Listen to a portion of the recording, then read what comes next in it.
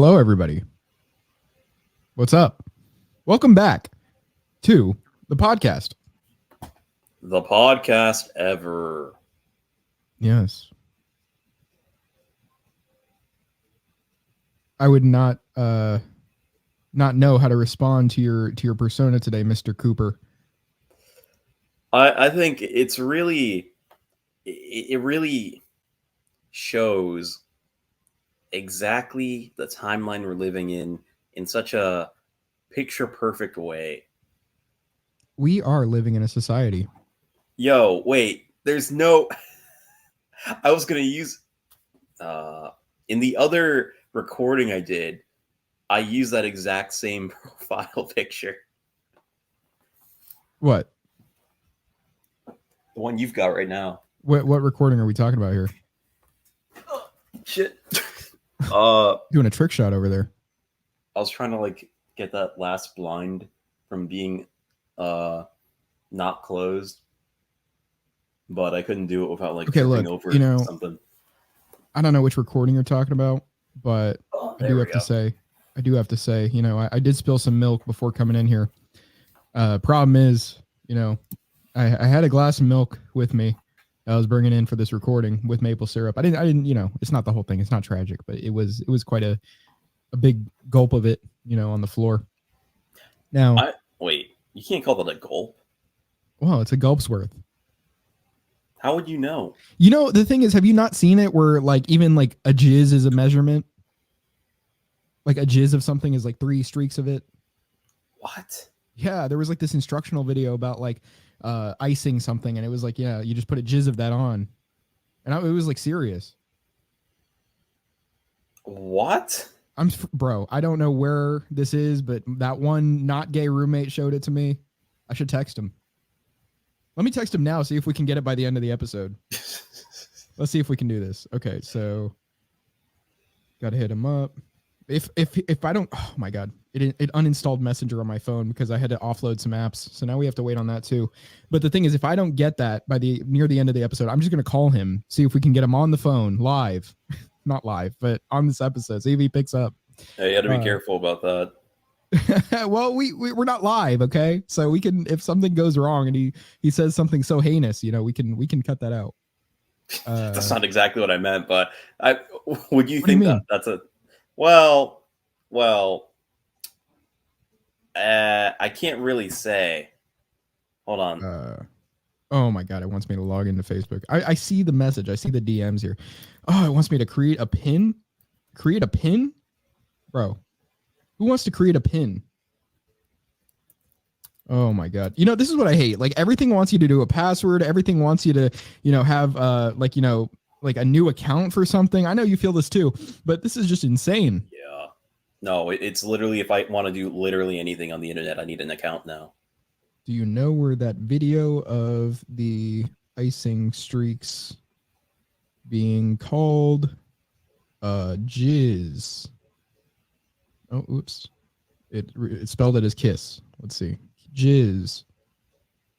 Or let me see. Do you have that video? I think it was mayo. Mayo streaks. Do you have that video of the mayo streaks being called a jizz? Let's see if we can get that from him. Some mayo on anything. I forgot what it was, but I think it was the mayo. That's what I'm asking him. We'll see what we get. We'll see what we get back. You only get what you put in. You know what I mean? That's how work works. Oh, he saw it, dude. We may be quicker to this than I thought. Oh, he's typing. Let's go. That was immediate. Anyway, let's see. He said, I think so. You need it urgently, bro. Urgently, expeditiously. I'm watching my clothes hamper slowly tip over in the corner of my room here. So look, he's hitting us up with the sauce. Let's see what he got. Let's see. He said AY idea what the date was. Oh, any idea what the date was? He didn't spell that right. That's a great question. It was sometime a year ago. Shit.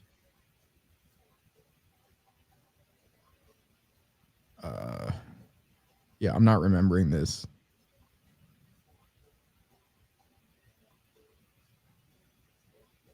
is the one I know, right? Oh, he found it. He found it. Let's go. He didn't even need the date. What a legend. Anyway, so the gulp of milk, before we view that, let's see. I'll just text him Epic. Let's see him send it to me. But basically, the gulp of milk fell on the floor. You know, the problem is I hit into an exercise bike in this room as well. And so basically I dropped the milk over because my arm hit it. I was ready to get around everything else, but that one just got me.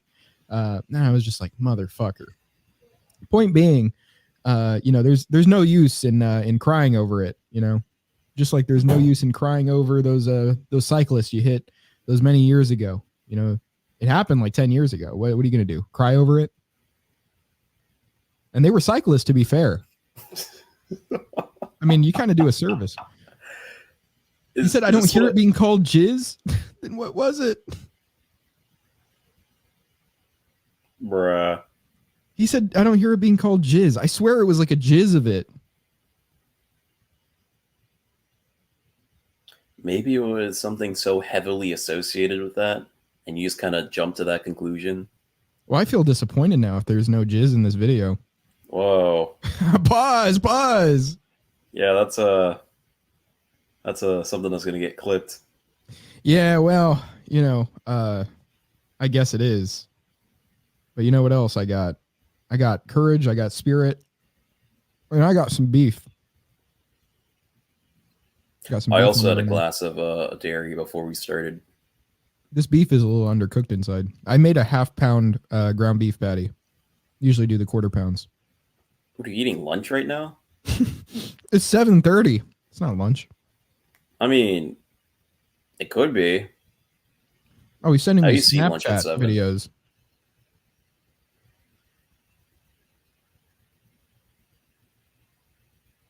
The same roommate? Yeah, he's sending me like, oh, actually, I think we should watch this one. This might actually be better than the jizz video, honestly. Hold on. He said, is it any of these? I think it was an instructional video. Let's see.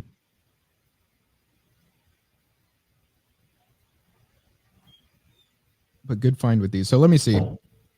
I'm gonna have to somehow get it from Snapchat for us to view it. I'm not sure how I do this.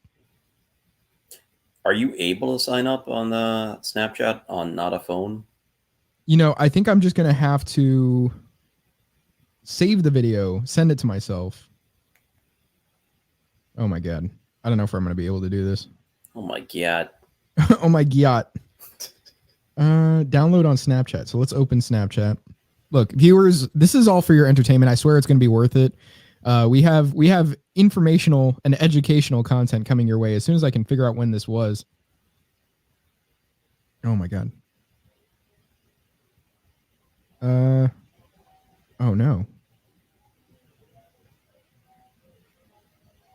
Oh shit. Okay, let me see. All right, so what I got here is an interesting video. It's about some white. It's also about white fluid. Let's be real. It's also about white fluid here. Oh, okay. Let's see if we can get that up. So I don't know how to download this. Actually, I think I'm just gonna have to do a screen recording. So how about you fill in with something while I screen record this and we get this on air. I also had a dairy beverage before we started. It was a glass of mostly milk, some heavy whipping cream, a splash of maple syrup, some an unquantifiable drizzle of honey that I put in there, and then I kind of just pinched some brown. It was either brown or cane sugar that I threw in there, and I mixed it up thoroughly, and it almost got to the level of sweetness and the same flavor of the large milkshake I had just yesterday at the one they call. That's not a regional thing, is it? Well, whatever. If it is, who cares? Steak and Shake. They make good shakes. They use real milk. Now, real quick, you did say you had eaten something at Steak and Shake. They fooled you. Yeah. Now, could you talk about that? I'll try. I try to bury those kind of memories. But anyway, that I went yesterday, but this is like maybe 3 weeks ago or whatever when this happened. I with my or no, this was no, yeah, this was like 2 weeks ago. I with my compatriot, we decided before we had to do whatever we had to do. This makes it sound gay. It's not gay, I swear. We are gonna do some shit, but we decided, hey, there is a void within my abdominal region. We should. I'm actually looking at it right now because I'm on the website now. They fucking lied. They even have the fucking thing as if it's real. Oh, you pieces of shit. I swear to God. Anyway, I ordered the butter steak burger because the naive one, thinking, oh well, it's steak and shake. They wouldn't lie. They use real milk. They wouldn't not use real butter, would they? But alas, a fool I was, walking into a dungeon where I could not escape unscathed. I ordered the burger, and a mighty hearty square of a yellow, oily substance was on top of the burger, under the bun, of course, but on the top, under the bun, if that makes sense. And there I saw it. There I saw it dripping into a pool on the little basket they served it in. And I was so happy to indulge in that. And then I tasted it, and then I thought, this tastes and it looks slightly off. But I have faith. I have faith in Steak and Shake. They wouldn't lie to me. So I proceeded to eat the whole burger. I did not dip it in the juices that fell out, just to be safe. Just to be safe. And then many hours afterward, after I returned home and I was weary from my travels, I decided, it wouldn't hurt to check and see, just to make sure. And lo and behold, to my horror, to my heartbreak even, I found within the ingredients of the butter steak burger, there was no butter. There was no tallow, not even lard, but there was margarine. How do they even call it butter? Usually when it's not real butter, they say buttery. Buttery butter, No, it literally says using Wisconsin butter on the website. Bro. So what I think it may be is that it's a mixture between butter and like vegetable oil. No, I think I looked it up and there wasn't any butter, like at all. Really? Let me look it up again. Just flat out lied. Yeah, I was thinking I could maybe sue them for that. The damages are the stored PUFAs for 7 years. You have to get them out of my system. You guys owe me 7 years worth of coconut oil. I don't even think they have that. You guys owe me 7 years worth of coconut oil and beef fat. I need the stearic acid. Hold on. Where original steak burger, bacon and cheese? Where is it? The butter burger. Why are these not in alphabetical order? Here we go. Oh wait, no, it is butter. Okay, here we go. Steak burgers, knotted bun, American cheese, caramelized onions, butter, and liquid margarine, and savory seasoning. I don't know how I missed that the first time, but Jesus, I got him to send me the videos that I wanted to show, not the jizz one, but it's some videos. Now it's telling me there's an error downloading them on Snapchat. There's something in the universe that's saying, we shouldn't show this, but it's worth it. I need to show it. We're gonna defy the universe because we're not determinists. Yeah, exactly. See, I'm having problems downloading it. So was the butter the actual solid thing, and then they put margarine on top? Why would they do that? That just doesn't make sense. The thing is with iPhone storage, and I think this might be an issue with it. No, I have 4 gigabytes of storage here. What the hell is this? How can I not download a video on Snapchat? It should be compressed too, right? Like it shouldn't be like a gigabyte. I just click, maybe let me exit this. I think I may know the issue. No, I don't know the issue. All right, let's try this. Let's reopen the app. Have you tried shutting it off and turning it back on again? No, not yet. Now I have. And something went wrong. Please try again. Okay, now I have to maybe screen record. I really don't want to do Christ. this, man. It's so much work. Is it worth this for the viewers? It might be. I don't know what. Okay, well, if it's worth me screen recording, I'm gonna need to let you do another monologue here while I do that. Actually, the fact is, no matter what, whether I download it or screen record it, then I'm gonna have to email it. That's a problem here. Maybe I could upload it to a YouTube channel privately. That'll work. Okay, go on a monologue and I'll figure this out. Okay. Next monologue. Let's go. So yeah, I don't really know what the purpose would be of using margarine and butter. Like, if you're already sinking the costs into the butter anyway, you might as well just use only butter. It's fucking stupid. The burger did taste good because, I mean, apparently it was butter. Maybe that's why I was getting thrown off. I wasn't certain. But, just be careful out there, folks. Always look up the ingredients beforehand. Never trust restaurant butter. They always screw you over. Almost every time. Unless it's like a higher end restaurant. Then, I mean, even then, probably not. Because then they got to cut costs somewhere. But, I digress. Shit, I don't know what else to talk about now. Well, I guess I'll tell you this. Have you ever thought about how much how much you were craving Chinese food and thought, damn, the only thing I've got is like an overpriced, hipster kind of whitewashed version of Chinese food, or I got that dirty, like hood whitewashed Chinese food that's in a strip mall. Oh yeah, let me get a General Chicken with rice. And can I get an egg roll with it? Have you done that yet? What, went to a Chinese place and asked for an egg roll? Yeah. No. Why would I? I mean, I would do it just for the meme. I can't eat egg roll, man. Come on. It can't come with egg roll. General Chicken egg roll. There's like barely any meat in those too. Have you noticed that?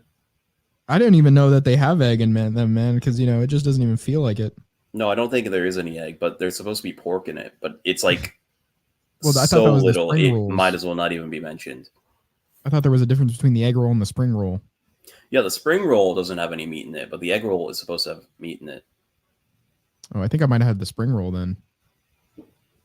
You'll be able to tell because that might be it because I've never tasted meat inside of a roll. Whoa.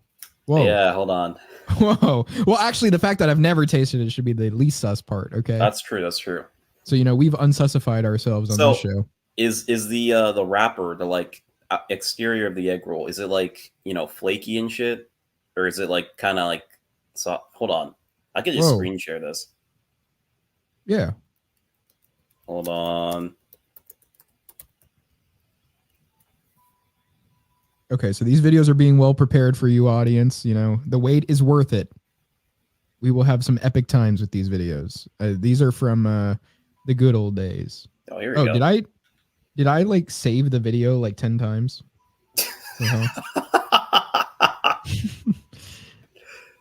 All right, hold on. Am I able to present? Yeah, I just have to let you share screen. Let your sharing come on. Don't show these tips again. Okay. This one here. All right. Here we go. These are the egg rolls. These right here. Egg what? These are they're flaky and they let's see the spring roll. Not smooth. And the spring roll is these. They're smaller, a lot less. Yeah, I'm pretty sure I've just had spring rolls then. I don't know. Damn, bro. Well, here's the thing. Depending on where you get them, the spring rolls actually do have meat in them. I don't even know, man. All I know is that I've had one and it just tastes like there's only cabbage in there. Here we go.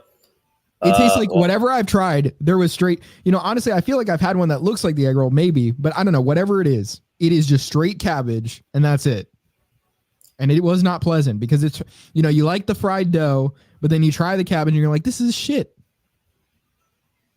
Why would Chinese people eat this? Do they eat this? I don't even think it's a Chinese. No, it says Chinese American.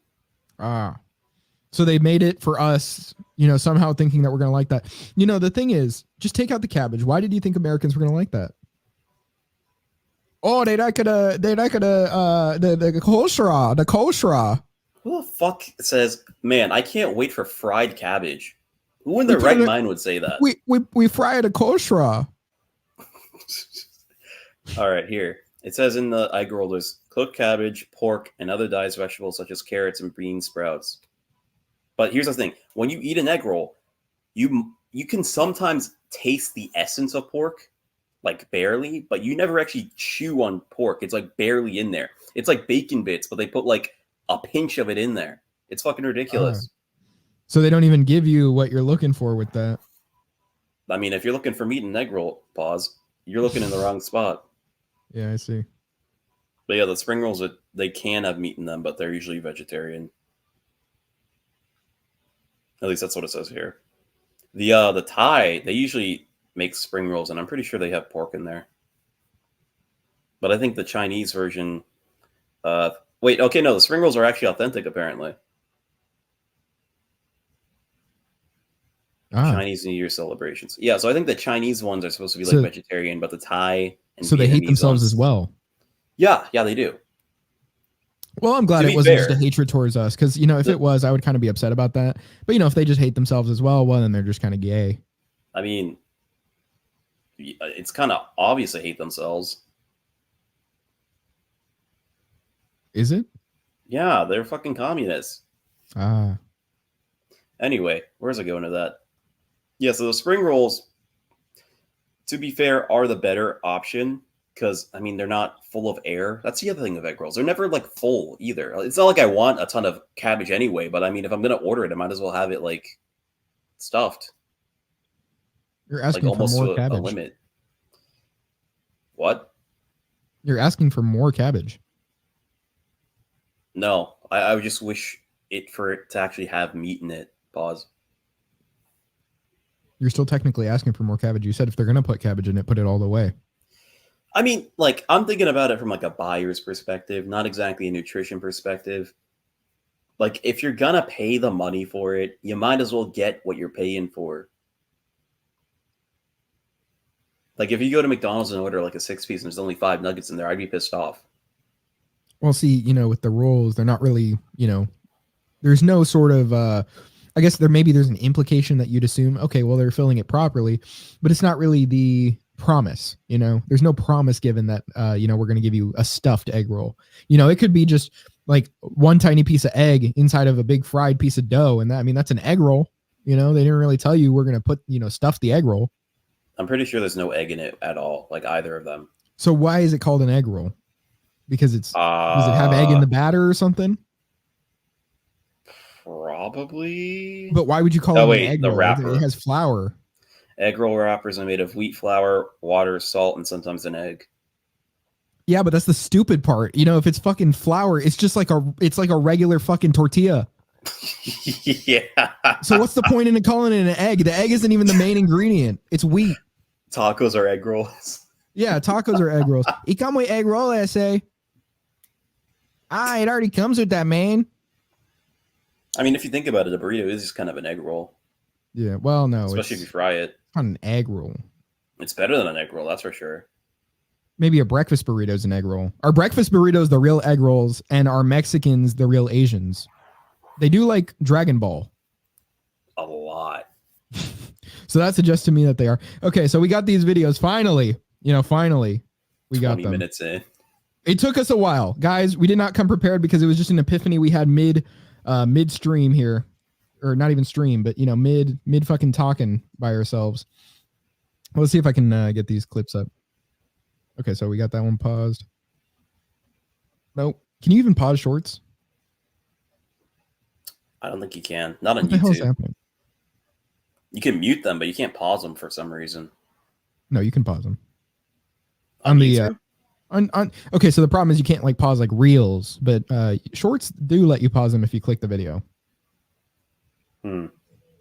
So what I'm about to show you guys for a little context here, I was a mad lad in my college days. So perhaps where this is going, but not really. You haven't seen this video, but you would or either of these videos. But the funny thing is, my antics sort of had led me to this point. The roommate's in the video, but not in the video. He's the one holding the phone. I'm in the video, so you guys get to see me. You know, I don't remember when this was from, honestly. One of them's called April 21st, 2024, just because I didn't properly label it. The other one, you'll see the title. Wait, I thought this was a video of somebody else doing it. No. What do you think I'm about to do? I don't know. You know, here the viewers are thinking I'm about to jizz on camera or something. That's what it sounds like. No, that's not, guys. Maybe only somewhat, but not really. Okay. Oh. I mean, when you think about it, it's not really jizz. Okay. Let's see. I'm gonna have to refresh that. Look at how twinkish I was in these days. Look at that. Hold on. Let me refresh. Was this? No, this is the first one. Good. We can still use the sour cream. Do it. Did it cut out when I did it? Yeah, it did. Oh my God, that was the worst thing ever. Here, look, just cut the actual podcast maybe. You know, at this moment at 26:09. You know, so we can just show it again. Do it. Maybe I should refresh it again since I'm talking about this. Yeah, why is it doing that? I don't know why it's doing that. Let's see. Was it a screen recording? We can still use the sour cream. Do it. Yeah, it is. Okay. It's not even YouTube. It's not even the video. It looks like it's YouTube, right? It's like, so we kind of got most of it because each time it cut out at a different point. So what, you're just going to cut them together? No, we kind of got the gist of it. How about we just refresh it again? Try it. And then watch it and just play it as the first time we were watching it, you know? Yeah. Just get it back. Are you just going to leave this in? I swear. Yeah, I totally am. I swear if you're just going to leave this in. I could, now that I know that there's like an incentive to. We can still use the sour cream. Do it.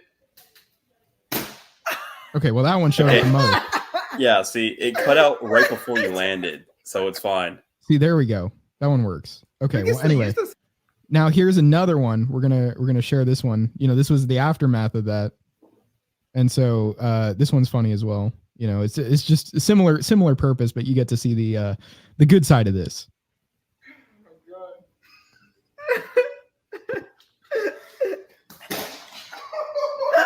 Bro.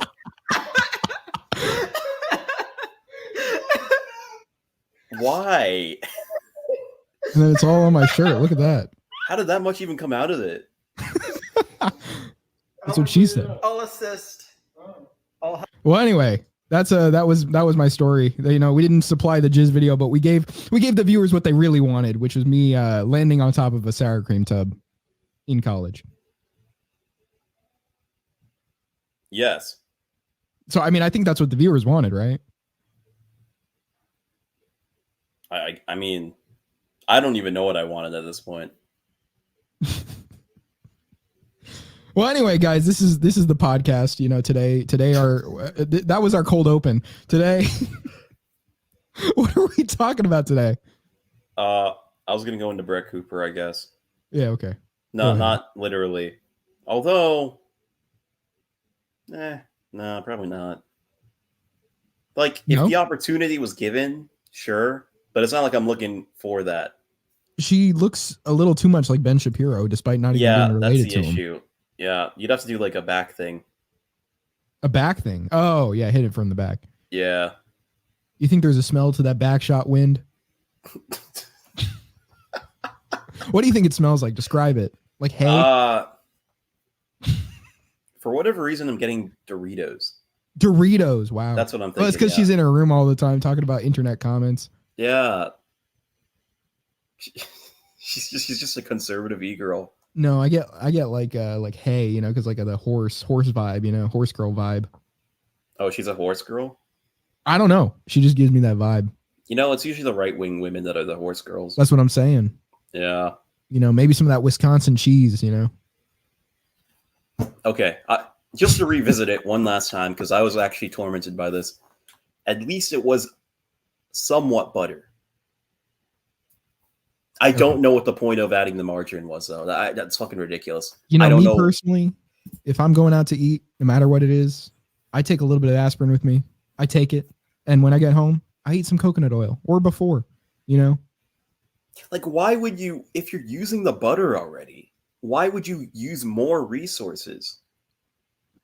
Like, I Because they want cannot. to skimp. They want to skimp on the amount of butter they have to use.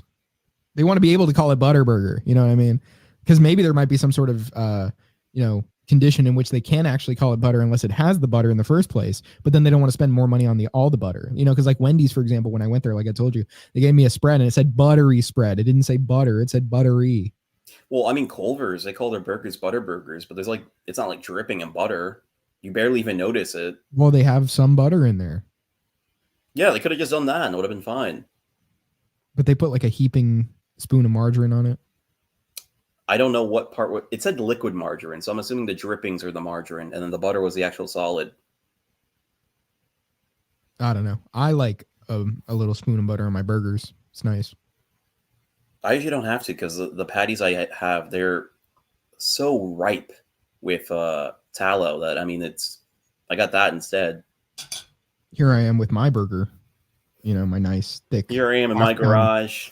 Half-pound burger. You know, I saw this D1 athlete post about what he eats in a day, and he's talking about animal-based stuff. You know, so I posted that. You know, I'm like, you know what? You got to show the people what's up. That the athletes are eating like this. Yeah, but athletes are NPCs. Along. We were right. You know, but the fact that, it's really not the fact that the athletes are doing it, but if this guy is performing well on that, you know, it suggests that, hey, we got something that works. That we do. Yeah, exactly. So it shows, hey, he can do it and still be, you know, and it's not even still be, it's not despite this, but it's more that, you know, this obviously enhances him, but, you know, at least, you know, the most, not fair view, but I guess like the minimal view here is that this still works for him, you know, compared to even what he was doing before, which was probably very cucked. Yeah. Probably a lot of Chinese food, which brings me back to where I was going. How did you get Chinese food from what these players eat? I don't know. People like Chinese food. You think Shaquille O'Neal eats a lot of Chinese food? For sure. They're always in the hood. What about LeBron James? You are my sunshine. Ni hao, my sunshine. That's what he says when he goes to a Chinese restaurant. Ah, damn it. All right, whatever. Next one. But yeah, I mean, they're in hood areas. So, I mean, they're going to eat it eventually. Yeah, okay. You know, it's a part of the habitat. You know, when you're, I don't know if I should say it. When you're a zookeeper and, you know, and you're tossing some sort of feed, you know, the habitants of your habitat are going to eat it because that's what's available is all I'm saying. You know, I'm not saying anything necessarily. I'm just saying more so the hood is like the zoo. You know what I mean? Just because, you know, Section 8 housing was imposed on in a perfectly good community that, you know, prior, you know, and drugs and all that prior were very thriving and very successful people. I like how you gave yourself a disclaimer and then proceeded to do the exact thing you shouldn't have done after giving a disclaimer. Yeah, you know, I was a little hesitant, but I was like, well, I can't just leave the people hanging, you know? I can't leave them high and dry. Yup. So what was this about Chinese? I have mastered, well, maybe not mastered because it's probably not super authentic, but I have mastered, by my definition, the art of making fried rice. Ni hao. Yes. Well, walk us through the process of your fried rice. Yeah. So I have a wok, apparently. So I have a wok, and what I do is I get some bacon strips, and I cut them in. Hold on. Do you walk the dog? Occasionally. I sometimes. That's what they mean when they say walk the dog, right? Yeah. Oh yeah, honey, I go walk the dog now.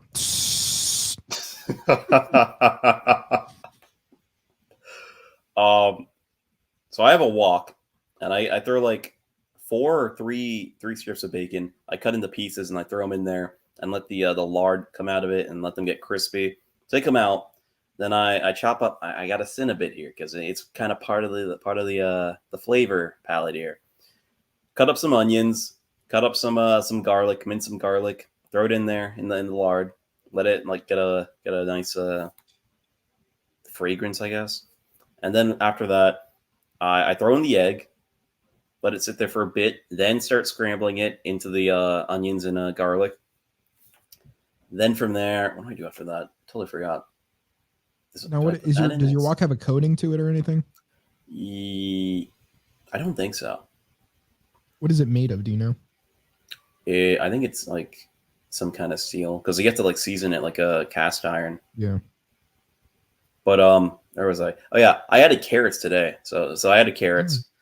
And then I add the rice. And then what I do is once the rice is in there, I add like a generous serving of butter within there to basify the rice a bit, Then I stir that all around, and then I chop in the ginger, throw that in there because that's also kind of essential. I don't even know if ginger is really horrible for you, but I'm hesitant. I threw the ginger in there anyway. And then from there, I throw back the bacon pieces in, stir fry some more, and then from there, this is where the worst part comes in. I throw in some vinegar. That's fine. I don't measure anything, by the way, when I cook. I just kind of do it by how it looks, and it usually comes out all right. And then I learned this the hard way. I did have to put some soy sauce in there because I don't have fish sauce, which would have been. You got to use the coconut aminos, man. What, like throw some coconut oil in there? No. Coconut aminos, like the alternative to soy sauce. Why are you telling me this now? I told you about this before. We were on Discord talking about this. I don't remember that at all. We had discussed it, and I was saying I use coconut aminos because I don't use soy sauce. I had used that even before generally really knowing too much about diet. Like I had known like soy wasn't good for you. So I was like, okay, well, I want something else. Got coconut aminos. Basically they extract it from the tree itself. It's like a sap that they ferment. And it's pretty much just like, I would say I'd like the way it tastes. It really doesn't even like have a noticeable difference as far as the taste enjoyment. Does it taste like soy sauce? Pretty much. Like when I tried, it tastes like fried rice when I put it in my rice. All right. Well, I guess I know what to do now. That and fish sauce, which, by the way, I don't know how this works out, but the Italians have a fish sauce and the Asians have a fish sauce. Specifically the Thai, I believe. The Thai fish sauce has no fat, which means no omega-3s, but the Italians do. So I'm not sure what they're doing differently. Do you know what the sauce is made of? The Italians, I think it's anchovies. I'm not sure what the fish they use for the Asian sauce.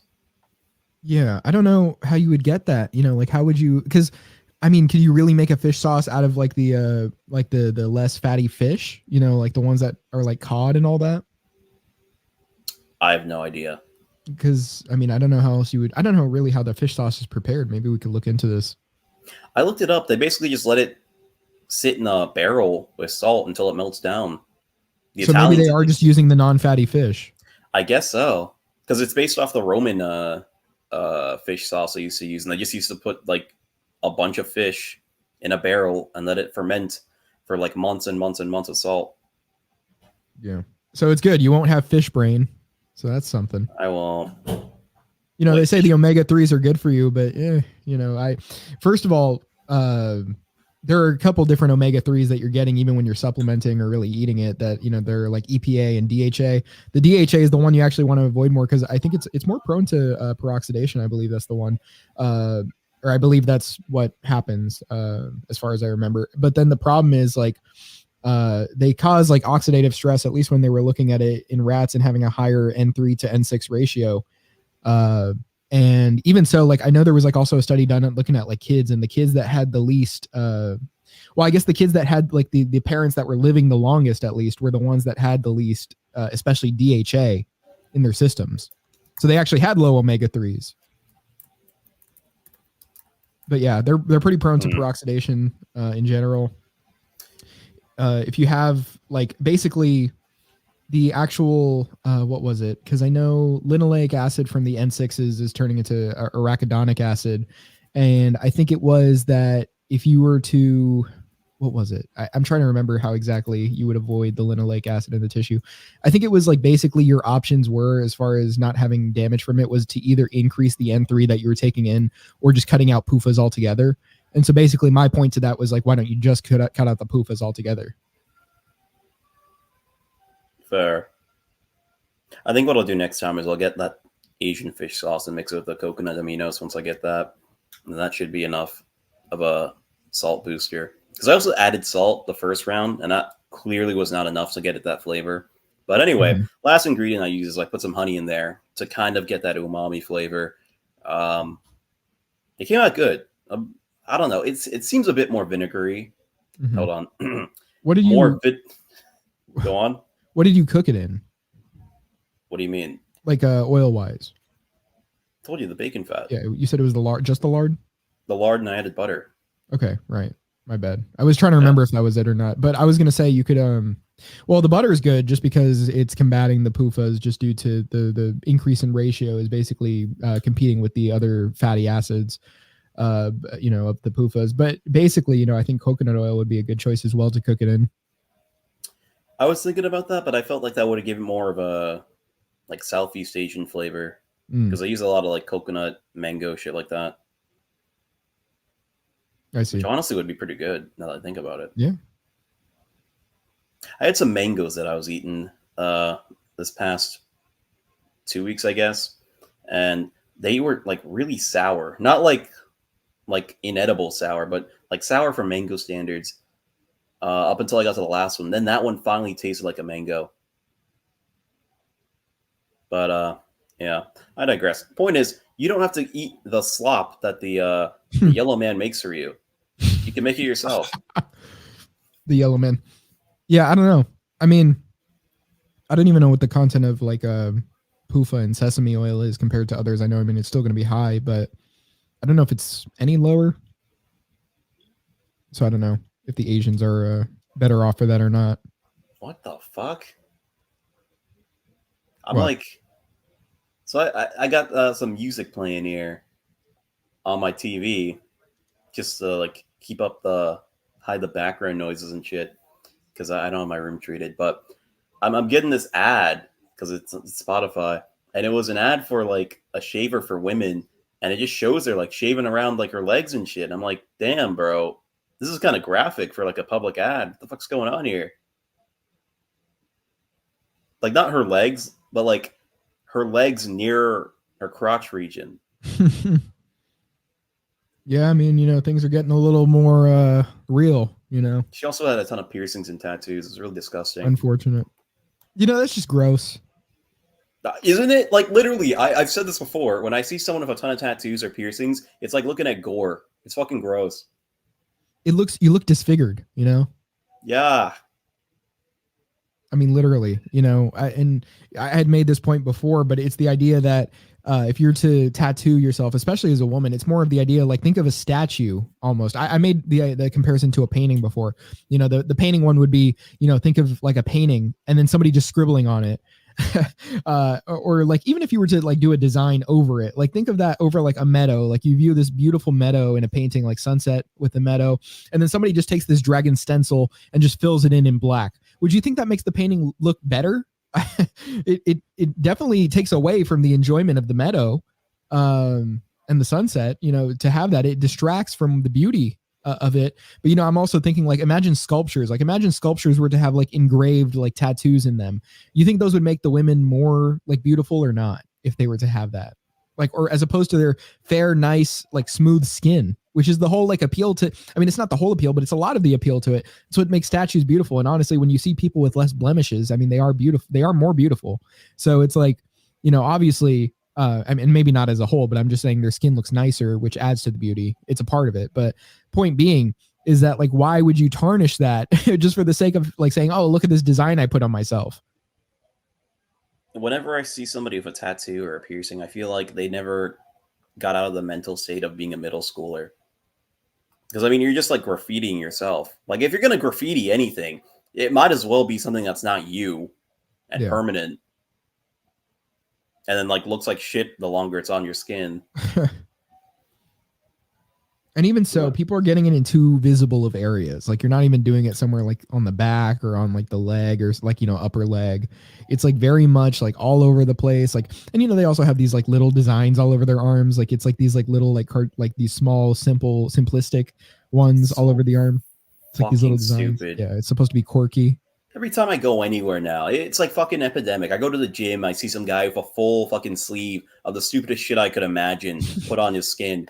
Oh, skulls. Motorcycles. Fucking Bart Simpson for some reason. But why the fuck would you I was put that thinking on your Rugrats. skin? Jesus Christ. Are you a fucking 12-year-old? God damn. By the way, if you're watching this and you have tattoos, I'm not going to apologize. Fuck you. Yeah, there was this guy pressing me on it because he saw our Discord conversation like when I was hanging out with him because it was during my well, I don't know if I talked about this much on the show, but basically a road trip I was on from Utah to like Idaho and Montana and what was You the were other on this one? trip? Yeah, When was this? it was last summer. I had gone from Utah and then we went into like it was Montana, Idaho, and what was the other one? Wyoming. That's what it was because we saw Yellowstone. And so the thing is, Yellowstone. huh? You saw a Yellowstone? Yeah. What else would it be? I don't know, a redstone maybe? Well, anyway, point being, I think this was in Idaho, right? I think this was in Idaho. I'm not sure if it was Idaho or Wyoming. Anyway, point being, the real point here is that we were at an Airbnb. We were having this conversation in Discord, and so he tells me, he's like, "What, you think I'm like, like you think this of me or whatever?" And I'm like, "Well, it's not helping." Pretty much. Yeah, but I was more so saying like, well, like it's true. Like, we got into this whole thing about objectivity and all that. And then he was making the case that it's like, well, people have different experiences and like, what about this person? What about that person? Like, everybody has their own thing. And I'm just kind of like, well, there are some things that generally apply. I like how that's like the first thing people go to. Like you criticize some kind of lifestyle choice or whatever, and they're like, "Oh, well, I'm part of this lifestyle choice. Do you think that about me?" It's like, I mean, what do you expect me to say? No, like, no, like, yeah. If you do it, you're part of the general like group of people that I was talking about. Oh so, no, yeah. I mean it about everybody else except you. No, you're different. You're the only one. Female tactic. Jesus You're the only Christ. one. But yeah, you should feel bad. You should get it removed. You think removal is the best option? Yeah, it's not like you like being, I don't know, a porn star or anything. You can actually reverse it. Yeah, I don't know. Well, maybe not if like you got pictures and shit like that. It's still, yeah, it's not great. How does it Isn't even that look when one- people get them removed? Like, it doesn't look like clear skin. Does it not? I thought you could still like it would be faint, right? Isn't that I why don't know. people I haven't usually get looked into cover it. ups instead of? Well, I guess it's just more of a cheap thing to do the cover up, right? The fuck's a cover up? They don't like the tattoo they got, so they get another tattoo placed over it that covers the original tattoo. That is the stupidest thing I've ever heard. Like, Holy well, shit! so like this guy got like a Nazi symbol on himself, the swastika. He got it on What? himself. What? He was in prison. He was in prison. Oh, And so okay. basically he was like a part of a gang there. I should have probably started with that. He was a Yeah. part of the gang there. He got it on himself. He didn't like the fact that he had it on himself. So what he did, instead of getting it removed, he just had a tattoo like placed over it. And I don't even know if was it like Batman or something? I can't even remember. Yeah, I think it was like some big Batman thing. Do they make you get the tattoo? They probably do. That's the thing. You're part of a gang. They're like, are you one of us? Yeah, you better get that printed on yourself.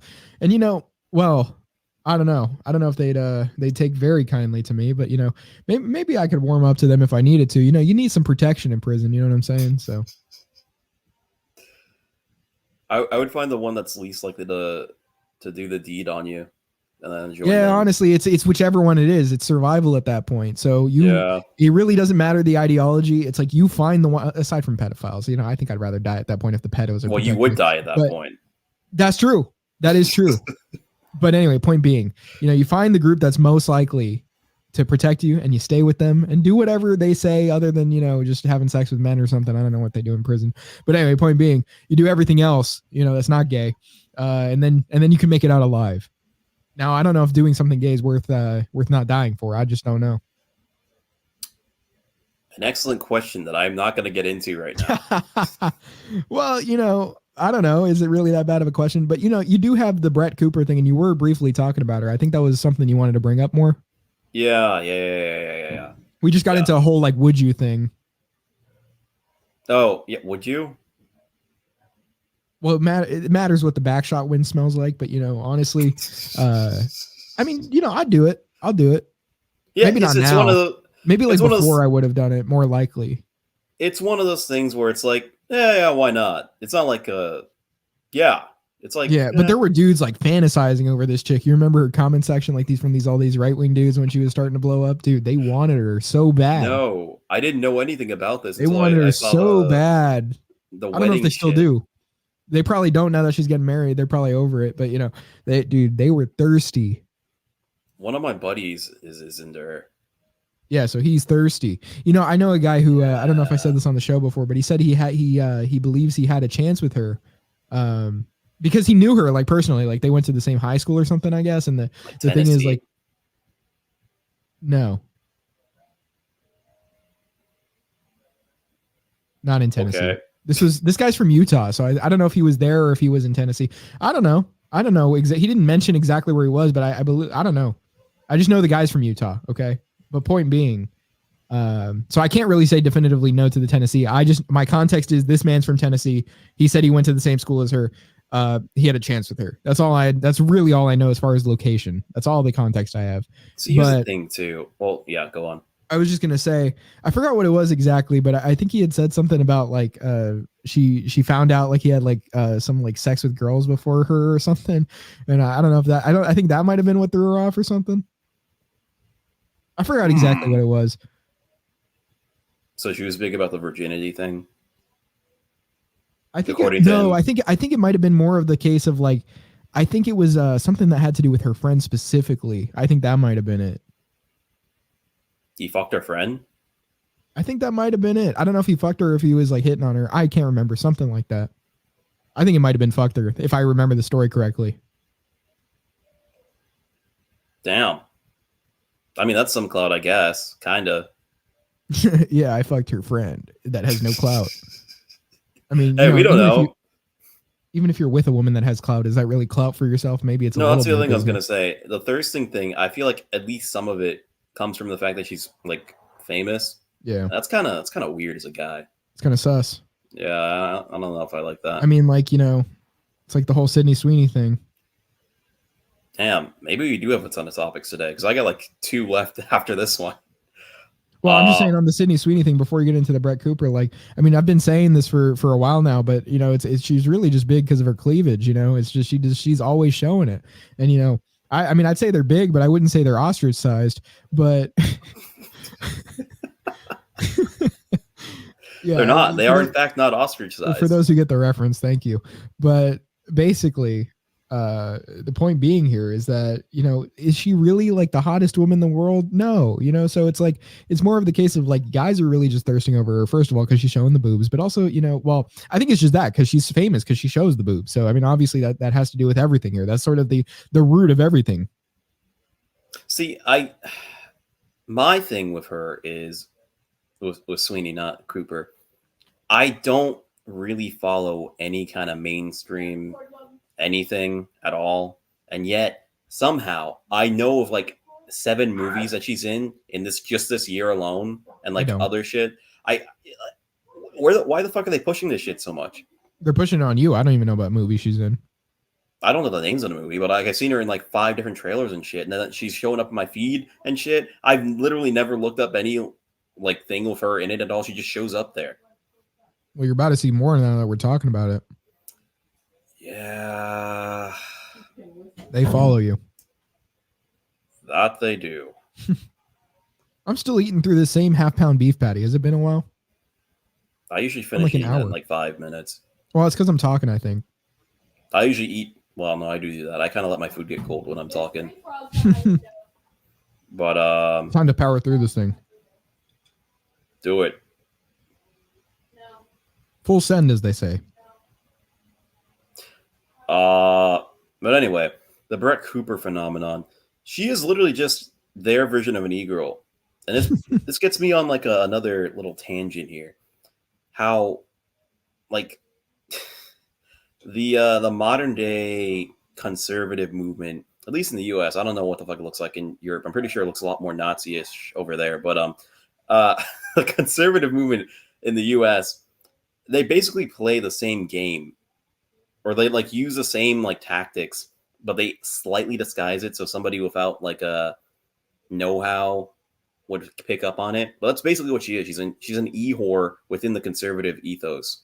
Whoa, that's vulgar. My apologies. She's an e-thought within the conservative ethos. But yeah, that's all she does. She just goes online and talks about shit, but from a Republican bend, I'm assuming. I've never watched. She gets views because she's a woman. Let's be real. Yes, that's entirely it. She's nothing. A fucking plant. There's nothing really unique even presented by her. You know. No, not in the slightest. I mean, even within the like stereotype of like a conservative e-girl, there's like a ton of those still. Like a lot of them. Actually, there's other ones that present cleavage as well. I don't even know what, you know. Is this sort of the Mormon thing? You know about like Mormon porn, where the thing is that they do is like they take like these holes in, like, imagine like Swiss cheese, right?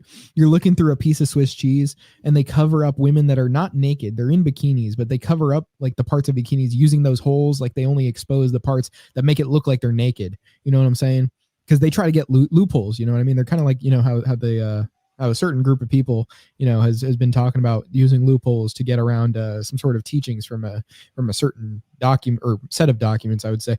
But basically, you know, they're also kind of cheating Joseph Smith and God and whatever by doing that. So I'm thinking here, you know, the boomers or whoever, even the young Gen Z guys that are into her, it might be more of the thing of like, oh, well, you know, it's sinful to look at cleavage, but if I'm lusting over this woman, I'm not looking at you know, at presenting anything sexual, then I'm fine with God. Yeah, modern Christians are such a joke. Not from the sense that I think they're wrong. They are. But I mean, the fact that they don't really adhere to what they say they believe in. They're still products of modernity. More than I am, actually. And I'm not even religious. We truly do live in modernity. We do. So what is this about Brett Cooper? So the only reason I got on this thing is because I remember, I think it was in like iFunny or something like that. One of those apps where I was finding my memes. And somebody posted something about Brett Cooper getting married or whatever that she posted on her Instagram. And all the comments, or no, I think it was in that group chat that we were in, that we're still in, but I don't think you're active in anymore, of the place, the little club we went to in university. Mm-hmm. I think, yeah, I sometimes check it. You know, it's very rare that I do, honestly. I really don't care about those people. No, they are kind of NPCs, but kind of. Somebody sent like, everybody in the comments of Brett Cooper's last post is like losing their mind right now. And I went and checked it out, and it totally was that. Everybody was there's so many gifs and shit of like I can't even remember what they are now, but it was like one after another of like vague movie scene where somebody's like upset. Like the one scene from like Interstellar. Yeah. The one I was thinking of was the Interstellar one where it's what's his name? Matthew McConaughey, like yelling at himself in the past. No, don't do it. But speaking on the Sweeney thing, now like Brett Cooper's in my Instagram feed perennially, and I can't get rid of it. I mean, so just click not interested. Yeah, that's what I started doing. But it's like I don't want to have to do that to begin with. The fact that I have to go out of my way and do that. Not if it's Brett Cooper necessarily, but just, you know, for other stuff, like even like Anthony Fantano, I just start like doing some of that stuff on his videos. How did you get that in there? Because I was watching something that had to do with Kanye. Oh, is he still doing stuff? Kanye, yeah. No, the other guy. Fantano, yeah, he's still doing stuff. He's divorced, but he's still doing stuff. That's the thing.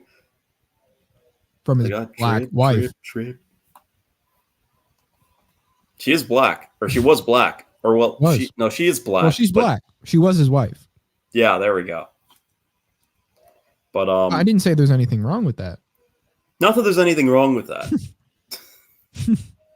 But yeah, and here's the other thing: the conservative movement, they're not very conservative, and I think we kind of touched on this a bit with Ignis a bit, or maybe not. I don't remember. If we didn't, then we're getting it now.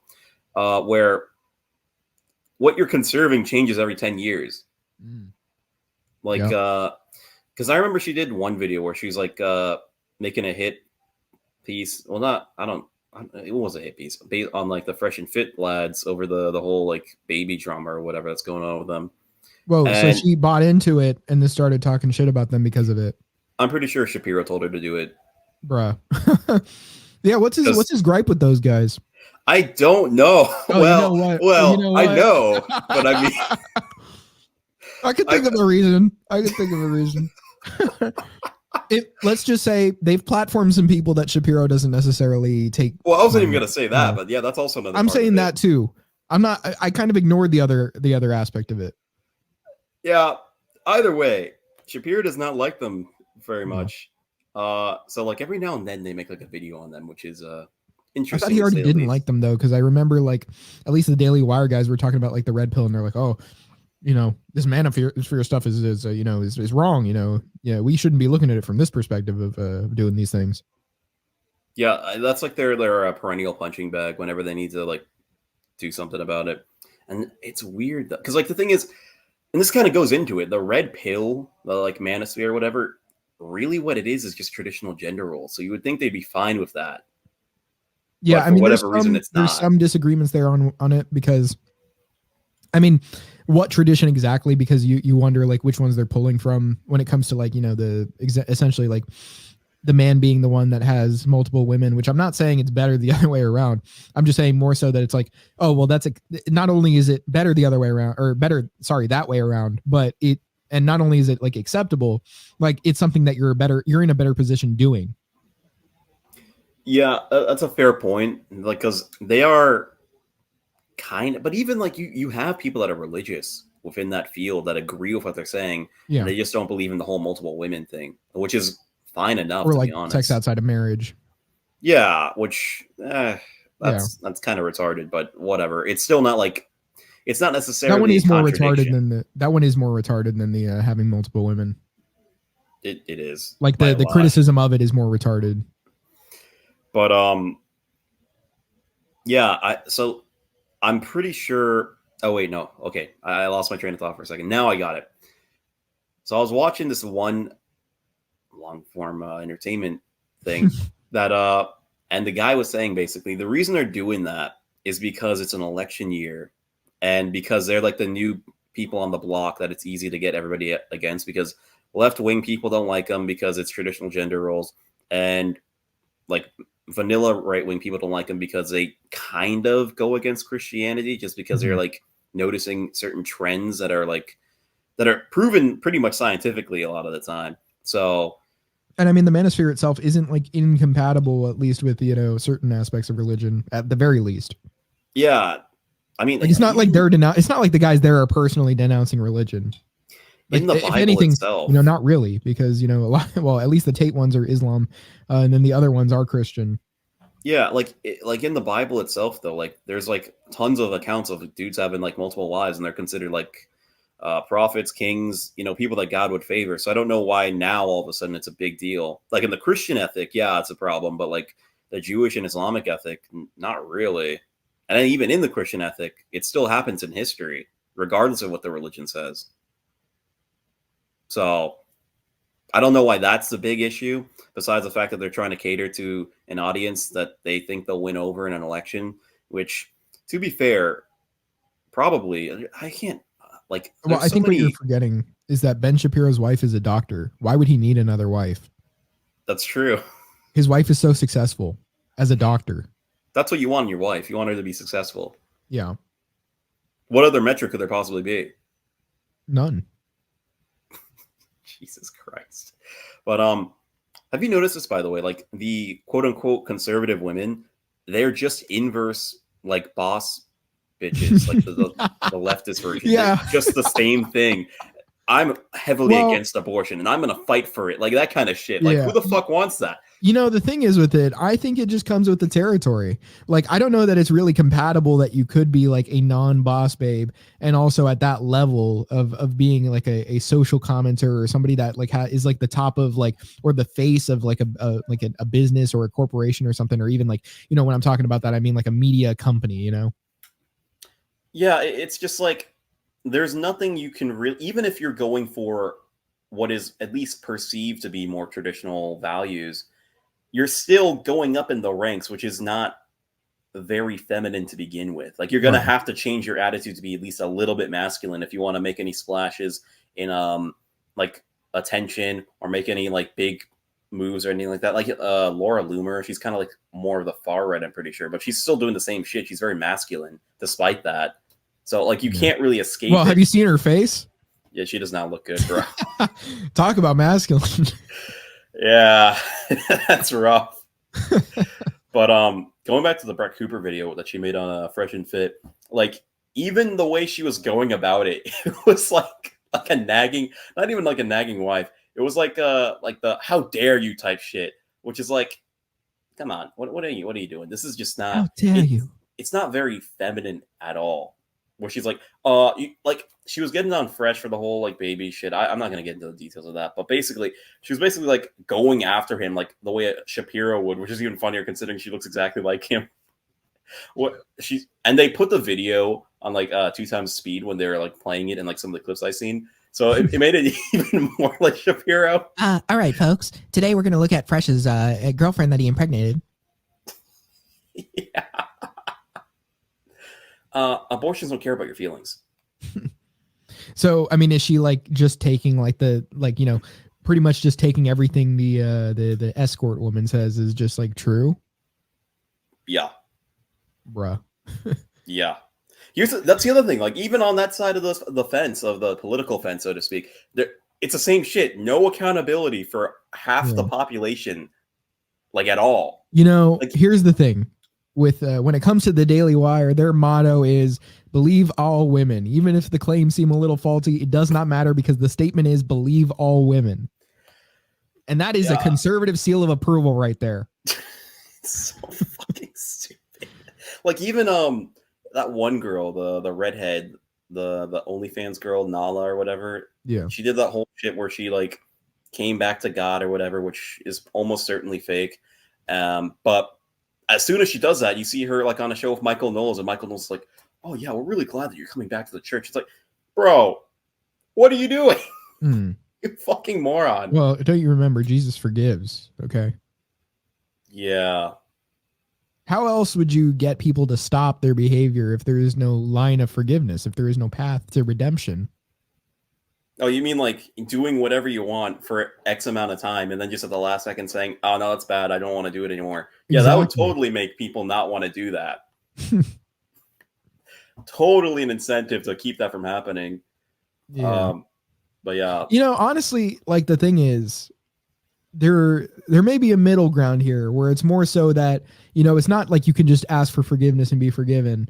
And it's not like you necessarily have to be ousted for no matter what you do for the rest of your life, but more the idea that you can change as a person over time. And then eventually maybe you can become someone better. Yeah, like it's not an issue of, you know, becoming a better person. There's nothing wrong with that in itself. But it's the fact that instantly everybody jumps on it. Like, oh, she's a different person now. She's great. Like not even letting the dust settle for like a little bit. It's like, it's a little gay. It's a little gay. Like, has she apologized for it like publicly? Or has she just said, well, I found Jesus and now I'm good? Because she should apologize at least to all the women that she persuaded, like this is a good career choice, you know, and all the men too. That, you know, not necessarily the men as much because they're, you know, they decided to subscribe themselves and whatnot. And, you know, like people say, oh, well, what about the women? They decided to make the OnlyFans, you know, well, when you think about it, who has more constitution when it comes to social exposure of you know, how they react to social contagions, basically, like who's the more likely to fall to it, who has more constitutions, able to be more disagreeable to it and actually use I mean, I don't even know if I want to say use logic, but let's think about that. Let's set that aside. Think about that. Leave it on the back burner. Anyway, point being is basically, I think she owes more of an apology to the women, if anything. Yeah, because I mean, I was watching another stream of like a smaller creator, and they're even talking about this exact thing. How like even as a religious person, like an actual religious person, where you follow the commandments and all that shit, where it's like, oh, don't be a whore and all that. If you see somebody do it, make millions of dollars doing it, then decide one day, no, I don't want to do that anymore, and then get rewarded immediately with even more exposure, which leads to even more revenue just from doing that. It's like, why would you not do that? Yeah, why not just do that exact thing she did from beginning to end? Yeah. Like, it seems like there's no consequences, so you might as well just go ahead and do it. Yeah. But so much for the so basically don't accept her with open arms. That's the issue. Yeah. And I mean, to be fair, given a certain interpretation of Christianity, you could justify that, but I don't think it's necessarily the most traditional view of it. Would you say there's a certain denomination that would be more receptive to that idea versus the other one? Protestants. See, the Protestants finally get a W. Oh, wait. No, I mean, like, they're more likely to just kind of blindly follow and be like, oh, yeah, you're fine now. It's good. I thought you meant they were the ones that wouldn't do that. No, the Catholics and Orthodox. But Michael Knowles is a Catholic. Yeah, but he's like an American Catholic. They don't really count. They might as well be Protestants. Yeah. Yeah, I was confused on why you said the Protestants, but I'm like, really? I mean, I don't know if you say so. Nah, Protestants kind of always take the L. Like, you're the Christian expert here. Hey, all that religious schooling. And I survived it without getting adult exposure. Yeah. Well, that's good. That's good for you. I'm glad. Yeah, I mean, they say, like, you see in the news, like, all the things about priests, and then on top of that, apparently the priest thing is like tiny compared to like the schooling stuff. So I went to a school with priests. Man, I mean, you defied all odds, and you came out successful. You came out on top, and not on top of a priest. It's okay. Not funny actually, but what's interesting is at my school in particular, there's like we had a church that was like across the street or whatever, and there was an incident where one of the people, not the priests, one of the guys that would like, I don't even know what he did. He wasn't a priest, so not a deacon either. He was somehow affiliated with the church or whatever. And I don't know if I told the story here before yet, but anyway, he was a friend of one of our teachers. So like when we'd go to lunch, he'd be like eating with our teacher. And then like a few years later, we found out, or it came out that he was doing that to a kid. Wow, a male kid? Yeah, it's always a male kid. Why is it always a male kid? I don't like. It's not like it's any better if it's the other way, but like, yeah, what makes this better? I don't. Why is that always the one you go for? Because it's not like he's a priest either, so it's not like that's all he's got. And actually, I think you can be an altar girl. I've never heard of that. I don't know. I've never heard the term like that, but I'm pretty sure I've seen like young girls also doing the altar boy thing. I mean, I don't know if that's wrong or not. It's got to be the priest's attraction at that point. But he wasn't even a priest. It's got to be the deacon's attraction at that point. He wasn't even a deacon. It's got to be that nigga's attraction at that point. Yeah. It was funny. Well, shit. It was comedic when we saw his mugshot. So we started like airdropping his mugshot around class. Yeah, that's a classic. We had a teacher at school that this was like high school freshman year that got a DUI, and people were sharing that photo around too. Like the next day, in high school. Like the next day. To this day. It was the next day, bro, and we were seeing that photo online, and the people were sharing around the screenshot. It's amazing how they always find out somehow. Yeah, how did the students find that out? Like, it's got to be a teacher yapping about it. That would be hilarious. Like, they have like a school meeting. All right, guys, I know we're all aware of Mr. Smith's issue here. Let's try to keep it under wraps. This DUI. What? Yeah. Female teacher. Whoa. Did she diddle a kid? Well, I don't think so. Would she? Oh, would she? I didn't have her, so I'm not sure. Okay. But I just know she got in the DUI and it was funny. I mean, honestly, drunk driving laws are literally 1984, but it was funny to make fun of a public school teacher. My wanting to make fun of them outweighed my my disdain for those laws. Did you even have that like perspective at that point? No, honestly, it was not until I had watched a video on it that I'm like, wow, this is actually very persuasive. I could drop, that it was Liquid Zulu, I guess. This guy, basically, he makes this case for it, and he says, why are you being judged by the contents of your blood? And then he makes a lot of cases for how like this isn't actually a good standard for using, because like basically the government just gets the ability to do that to anybody if they're saying, it's literally some sort of content within your body that determines whether or not you're allowed to drive, your car. But I mean, after watching that video, I was just like, man, beforehand, I probably would have been okay with, not really okay with it, but like, more so like not as caring when it came to people who got in trouble for that. But afterward, I was like, you know what, this changes my perspective on this. These people have been persecuted wrongly. And then that's when I really took it up myself. You took up the position. Yeah, sure. Okay. Yeah. I think it kind of nails down that topic there. So what else you got for us, Gregory? Well, I don't. What the fuck? Okay. What? Well, my TV was acting up. I have another topic, but I don't know. I'll have to tread with caution here because I got permission from a mutual acquaintance to tell this story because it was just too good that I couldn't not have it. Like Peterman and the Kramer stories. Kinda. Okay. But you're not Kramer. No, I'm not. Okay. So let's hear that Peterman tale. All right. So this happened a few weeks ago, I was just chilling at home, doing my thing. I think I had just eaten dinner too. And I think what I did was I had sent a song to a friend through text, and he was like really digging it. So he was like, "Oh, bro, this is great." And I didn't respond until later that night. And I was like, yeah, and it's a great song. I responded somehow. And he's like, "Yo, dude, where are you right now?" And I'm like, "Oh, I'm at home. I'm just chilling or whatever. You doing anything right now?" I mean, no, I'm just kind of just relaxing right now. Just ate dinner or whatever. It's like, "Yo, I'm in your area. Let's hang out." And I'm like, this usually involves food, and I'm kind of full, but sure, well, I'll do it.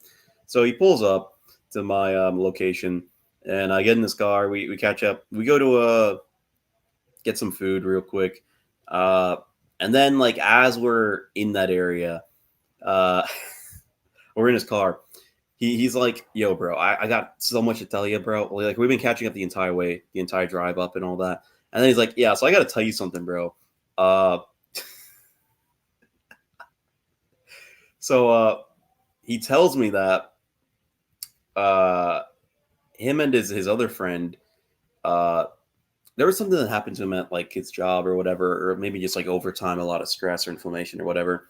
Long story short, he had like some pain in his back or whatever, and he was like telling his buddies, "Well, yeah, man, I don't know if I want to do that. I'm having trouble with my back. It's like hurting a lot." And like every time his friend would be like, "Hey, you want to hang out or whatever?" He'd be like, "Nah, dude, it's an issue here." You see, he wouldn't have that issue if he ate the right food, though. Or took aspirin. Or that, yeah. Aspirin would be beautiful for that. You gotta send me the link to that bag of aspirin again when you get a chance. But anyway, yeah. I digress. So he's like, this is like a reoccurring issue. I don't remember if it was his back or if it was his leg, actually. It was some kind of like area like that. But it was constantly giving him issues. And then eventually this friend of his is like, "Yo, bro, why don't you just go to a massage parlor, get the massage done?" Oh, whoa. Whoa. Okay. I see where this is going. Yeah. And he's like, yeah, sure, why not? So one day, after, like, this was like later in the day, I think, because I think he mentioned it was like after work or whatever. Him and his buddy, they're like, "All right, let's find a massage parlor or whatever." And And it's like late at night, I think, actually, because he told me that like the one they found that he did notice that it was like 24 hours or whatever. So they go to this massage parlor. 24 hours, you say? That's pretty epic.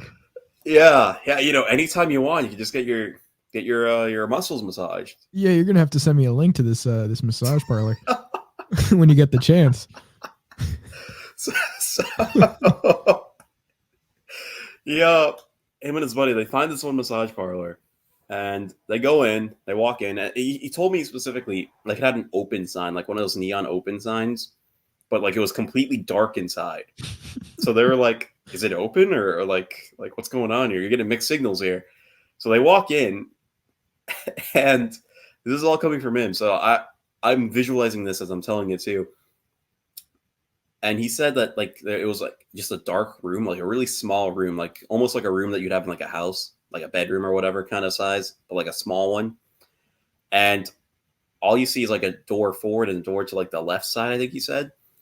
And shit, I'm missing up some of the details because I forgot some of it. But I think they walked through that front door or whatever, and then came into another room. And then out of that door, a female comes out and they're like, "Hey, do you guys need any help?" And they're like, "Yeah, we're here for a massage."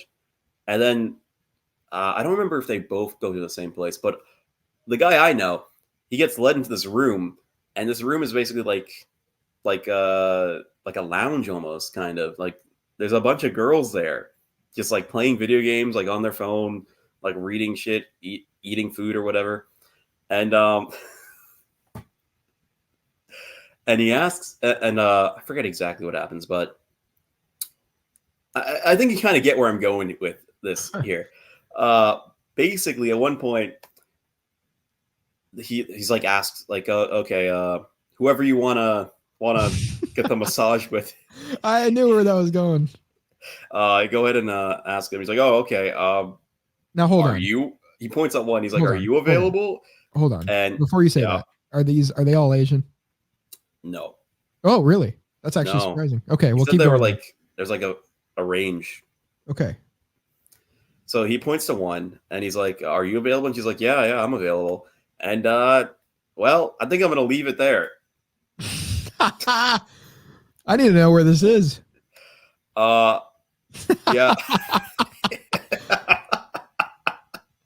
Yeah, I've been dealing with a lot of stress too, you know. I really need to take a load off, you know what I'm saying? Just feel it pent up, you know. So long story short, the massage is over, and he walks out, and apparently he goes out like to where he parked, and he sees his buddy there, and like they're like, "Yeah, so that happened," and they start doing some research, and they find out that like it's this company apparently that owns like several of these places throughout the area, and they all do the same thing. Wow. You know, I've passed I don't know if this is the exact same area. Actually, this guy may be from afar. Is he from afar?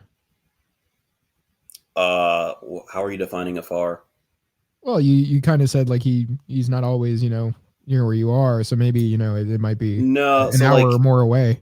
no, he just got like really busy, but he's like in my area generally. Oh, you know, I've passed by some, not many, but I've passed by one where I kind of looked at it and I'm like, you know, I don't know if there were to be one here. I'm thinking it's there. Dude, if you look up like the other places and you look at like the Google photos and shit like that, it looks exactly like like what you would expect. Right. You know, are they like, is it one of those where it's like in that little like plaza area where it's like connected to a bunch of other stores? Yep. Yeah. I swear I've seen one where I'm like that and it just has massage in big red letters above. You know exactly what I'm talking about. Do any of those actually exist like as what they advertise to be? You mean like, do any of them actually give you just regular massages? Yeah, basically. None of them look like they actually do. Yeah, I don't know. But did he not get a massage as well? Is it, you know, he didn't get the back relief? I mean, he did get back relief. Well, he got relief. Sure. I'm talking about specifically in the back. I did actually not ask him. We need to know if he actually got the massage, you know? Like, how long was he in there? So you you told me that you pay by the time. Oh. So he was So in there lucky for 30 me, I'm not going minutes. to pay a lot. Yeah.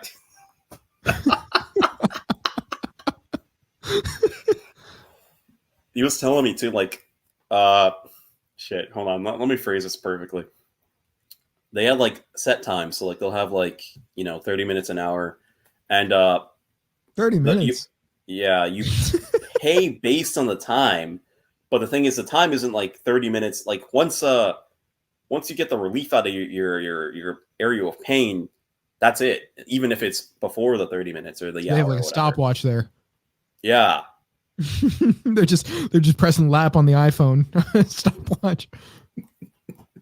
So like basic, like, yeah, like if you paid for an hour and like, she removed the pain area in like 15 minutes, that's it. So you got kind of like gypped. Now let's figure it out. Oh, wait. So you basically you want to pay in advance or what? I mean, you have to pay in advance. Well, my bad. You want to pay like a smaller amount in advance. Yeah. And basically like if they go over, you can pay for more later. I don't know actually. So they just cut it off. They're like, yeah, you're out of time. That's it. That's that would be hilarious actually. Sorry, you're gonna have to go home. We can't do this. Yeah, sorry. Well, strict times. Now, come back tomorrow maybe. Do they make you sort of be the janitor afterward, Well, or do you just leave? You just walk out? What do you mean? You pull up your pants and walk out? Whoa, what are you talking about? I'm talking about a massage parlor. But yeah, you have to take your clothes off for the massage. Don't they give you like a towel or something you put around yourself? You have to put your pants back on. I've never gotten a massage. I thought they massage your legs, lower back, legs. You got to take your pants off. Well, the way he told me is like, any mess that there would have been from that, like it's like the oils. Yeah. That there was no issue on disposing of the oils. Let's just say that. Well, I'm saying, does he have to do anything after? Like, does he just walk out and leave? I think he just walks out. Now the thing is, now the question is, what kind of oils are they using? You got to ask this, because what if they're using those seed oils, man? You want to get that rubbed onto yourself? You ask them, are you using seed oils? You guys use coconut oil? Can I bring my own? Bring them like a bottle of tallow. Yeah, have you seen that? I guess it was from Curb Your Enthusiasm. It's just a clip I saw on Instagram. Larry David, he basically comes into a restaurant and he's like, he brings like eggs in. He's like, yeah, could you use these? And she's like, you brought your own eggs from home? And he's like, yeah, because the ones you guys use here, they're like full of hormones and all that. I just it's better if you just use these. I gotta rewatch that show because I don't remember that, but that sounds hilarious. Well, I would be that guy. I don't know if it must have been Curb, but because I don't know any other shows that Larry David really does like that. But basically, yeah, that's what I saw. Or he said like antibiotics and stuff like that. Like, yeah, I don't know. See, but wouldn't they still be cooking in the same like oils and shit though? I mean, maybe he wanted them to boil it. I don't know. And maybe he's not seed oil aware. He probably isn't. That culture, they use a lot of that. Yeah, and the thing is, like, there was that one guy who was talking about, and we should go into that a little bit, just about these tactics, and really when you think about it, it's more so just awareness of what the cultural advancements of these people have been, the people who practice from the Old Testament and also another document. Now basically, there was this fellow, and he's talking about, not necessarily Passover, but there was, now that Passover is coming around, you're seeing some more of these videos. But basically, there was this one gentleman who was saying, well, in the Judaic faith, you're not supposed to eat dairy and meat together. So I'm here eating this meat while everybody else is eating dairy at their table, or at this table. And so what I'll do is I'll put a backpack up here so that I don't forget to not mix or take a drink of the milk or anything like that. But then what he has almond milk. He has almond milk. So it kind of, it's not dairy, but basically he's trying to get that same pleasure. You know what I mean? Like he finds there to be still some pleasure in the almond milk itself. And so, there's also some videos where there's like a lady and she's like showing that, because Sabbath, you're not allowed to turn on or off the lights. What she does Shabbat. is what? Shabbat. Yeah. So what she does is she has is that okay? Anyway, she basically so. has yeah, right. She has like this lamp where basically it's always on, but you can like turn it like a knob, and basically the knob, like imagine like a half cut paper towel roll, and like the light is just facing the inside of it when you don't want it on, and you keep twisting the knob and it comes out. You're not really turning the light on or off. It's always on. But she's saying, yeah, guys, this is a way that we can like get around, you know, the rules basically, you know, it's like a loophole basically. That's what they call it. You know, well, the other guy who does this other thing calls it basically a loophole, where he actually takes, like, he says you're not allowed to brew coffee, I guess, like, or something like that. I don't know how exactly it works, but the point is he couldn't like put hot water directly into coffee from the machine he was pumping it from. But instead of an actual coffee machine, what he had was like a pump that had a hot water already in it. Like, I guess it was already boiling. It's been there. He just takes it, he pumps the hot water into a cup, and then he takes that cup and then he pours that into the cup with coffee. How is that any different from like just squeezing the pump that you're using of hot water in there? And so he's like, yeah, guys, it's basically a loophole. It's like, well, you're still doing the exact same thing as before. It's, you know, you're still reaping the exact same benefits. So I really don't think if God was telling you to do this, I don't think that would have been necessarily the intention. Like, just don't do this specific action. I think it would have been more like, you know, you're supposed to cuck yourself a little bit as far as what you can actually do. Yeah, like I was talking about this with my my family, because they come from like New York, where there's a lot of Jews over there, and they would tell me like, what? There are. This isn't Mazel tov. Shalom. Shalom. Anyway, during like Shabbat, what they would do is, because they can't use electricity, they would tell people, like if they're like in an apartment or something like that, to push the elevator button for them, then get on the elevator, then get off the elevator. And that's technically not using the electronics somehow. Yeah, using the common folk, if you will, to do your bidding for you is enough, you know, to have gotten around the rules in place, because I guess they're not, you know, of the same rules, right? You know, obviously they're of a different rule set, you know, they're of a different status, if you will. And so basically, you know, what you'd like is for the people of that status that is different than yours, that you recognize, to do this action, you know, because it doesn't really matter necessarily, you know, like, because, you know, they don't believe in the faith, so are they really going to go to the same place you believe you will over it? Or I don't know, do they actually believe in hell? Yeah, they do. Dude. It's weird. It's not, I don't think it's like a different like spiritual plane like the Christians believe. I think it's more of like a physical thing. So you just remain on Earth? Kind of, because there's like a desert or whatever that's named after, like, that they kind of equate with hell or something like that. So you just get sent to a desert? Kind of, yeah. And you get no water, or do you get water? Like, you just have to live there as the people would have before? Well, the other thing I heard when I was in the old Bible Catholic school is that before Jesus was baptized, I think it was, he opened the gates of heaven in the Christian tradition, which would imply that the Jewish tradition had something similar like that. So basically what they told us is that before Jesus got baptized, if you died, that's it. You're done. Like there's just nothing more. Banned. Yeah. You're banned. God was the original queso. Basically. So if that's the case, that would imply that in the Jewish tradition that's what they believe. That's it. Until like the Messiah comes back or whatever. Oh, until the Messiah comes back. Yeah.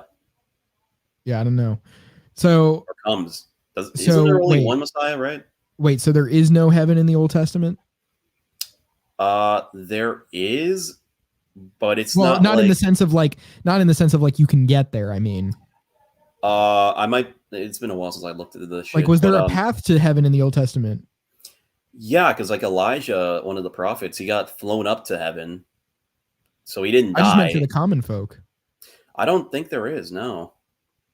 Yeah, because like that's like the big issue. Technically, that would just be God bringing you up because you're some, you know, like individual where he's like, yeah, you deserve it. I chose you to be great, and because you did such a great job at me choosing you to be great, you get to come live with me. Maybe God. What about the other people? Oh well, fuck them. So maybe God calculated, and the limit in heaven is actually the number of people that come after Jesus. So he's like, yeah, let me send Jesus right at this point, so that we can actually make the maximum occupancy for heaven. He has occupation logs. Yeah. Yeah. He has the He's got fire a marshal sign. coming after his ass. It's something like, yeah, only 4 billion people in this room at one time. Yeah. Jesus. Literally, Basically, Jesus. yeah. So basically, everybody after Jesus has been calculated to be able to get into heaven without breaking those rules. You know, the fire marshal will come after God if not. He's like holding his hand over the button. He's like, wait. Yeah. Wait. Yeah, drop it. Okay, now we got it. Come on, guys. We don't want to get heaven shut down, do we? Well, yeah. Shit, I had a point I was gonna make. I totally forgot what it was now. But, like About the rules and about the elevator. Yeah, that is. What's the point of having the rule if you could just literally go do anything else to get around it? Like, I don't think that's the point of that. I think the point of it, like you mentioned, is to kind of like suffer a bit. Well, that was the point. But if you think about it, maybe God was just putting us to a test to see if we could overcome hurdles. I mean, that would kind of be based if he did do it that. Would be. I don't think that's the point. But I really don't be. think that's the point.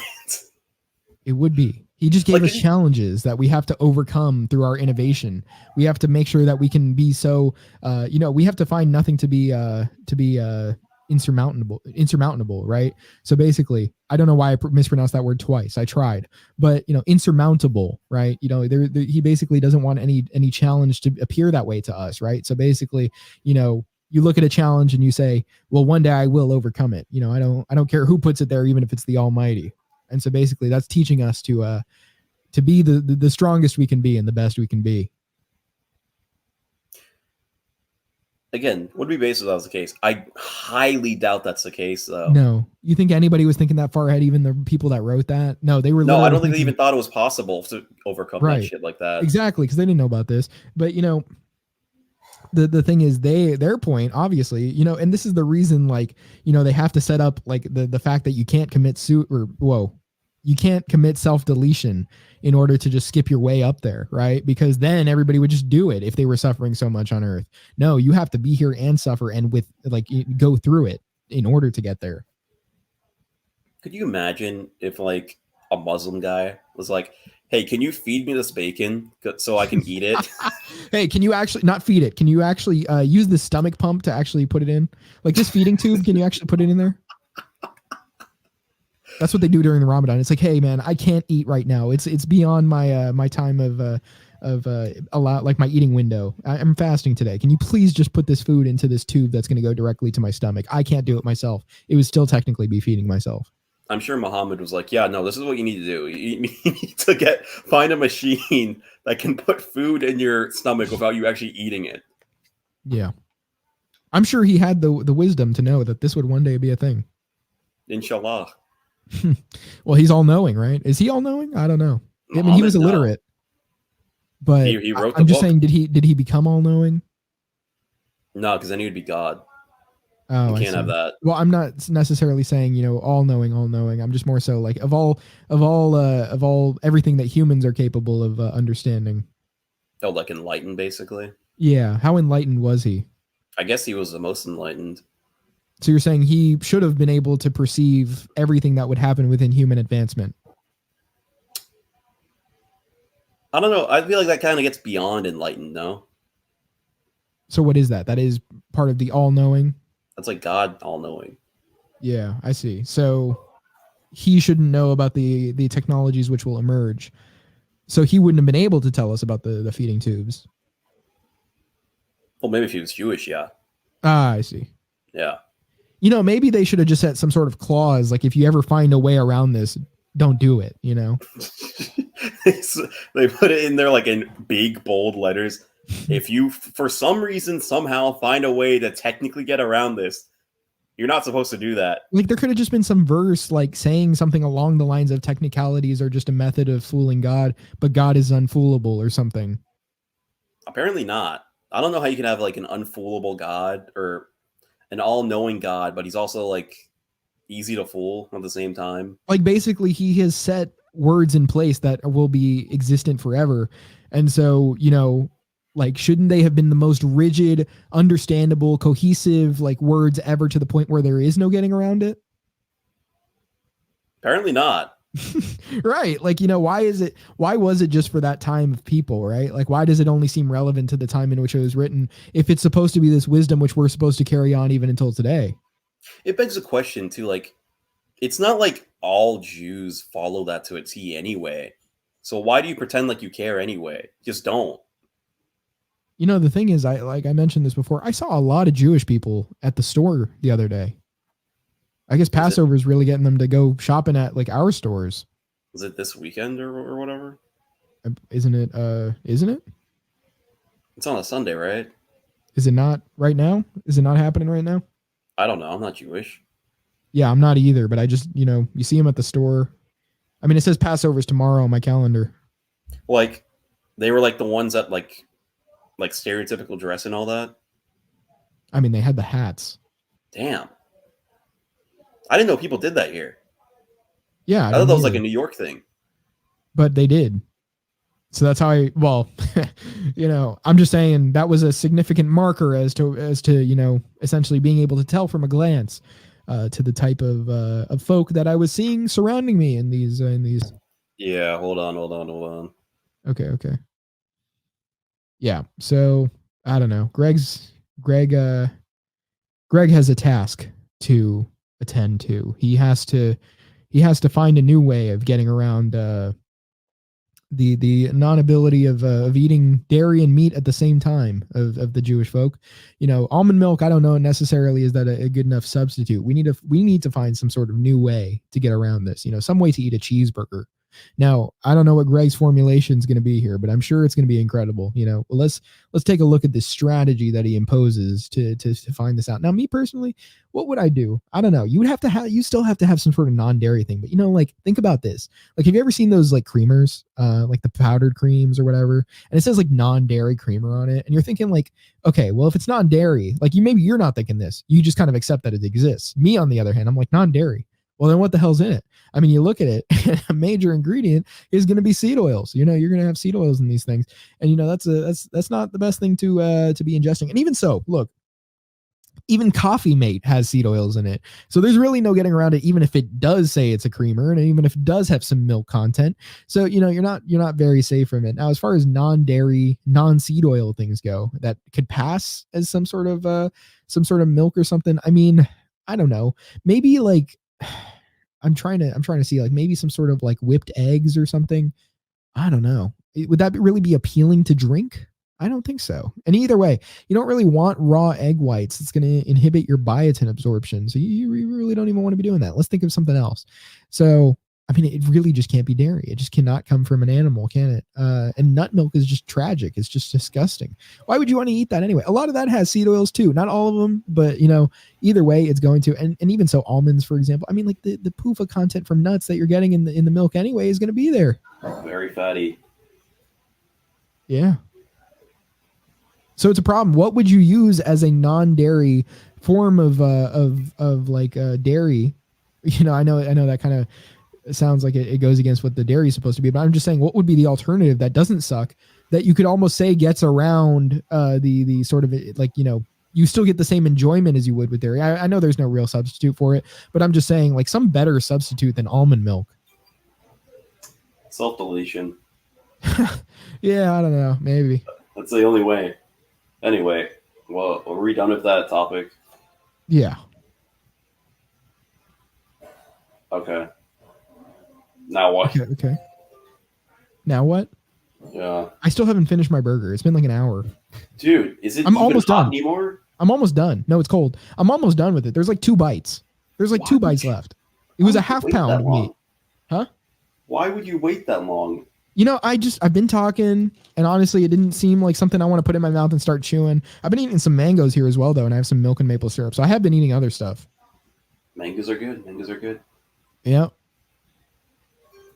I haven't asked you, how was your week, Gregory? It was, hold on, I gotta like reboot and remember what happened this week. They bleed into each other now. What did I do this week? It was, it was pretty eventful considering I got that story told to me this week. That alone kind of makes it interesting. That's the highlight. It was. My highlight is for next week is going there for my for my turning into a man. You're gonna make that pilgrimage? Yes.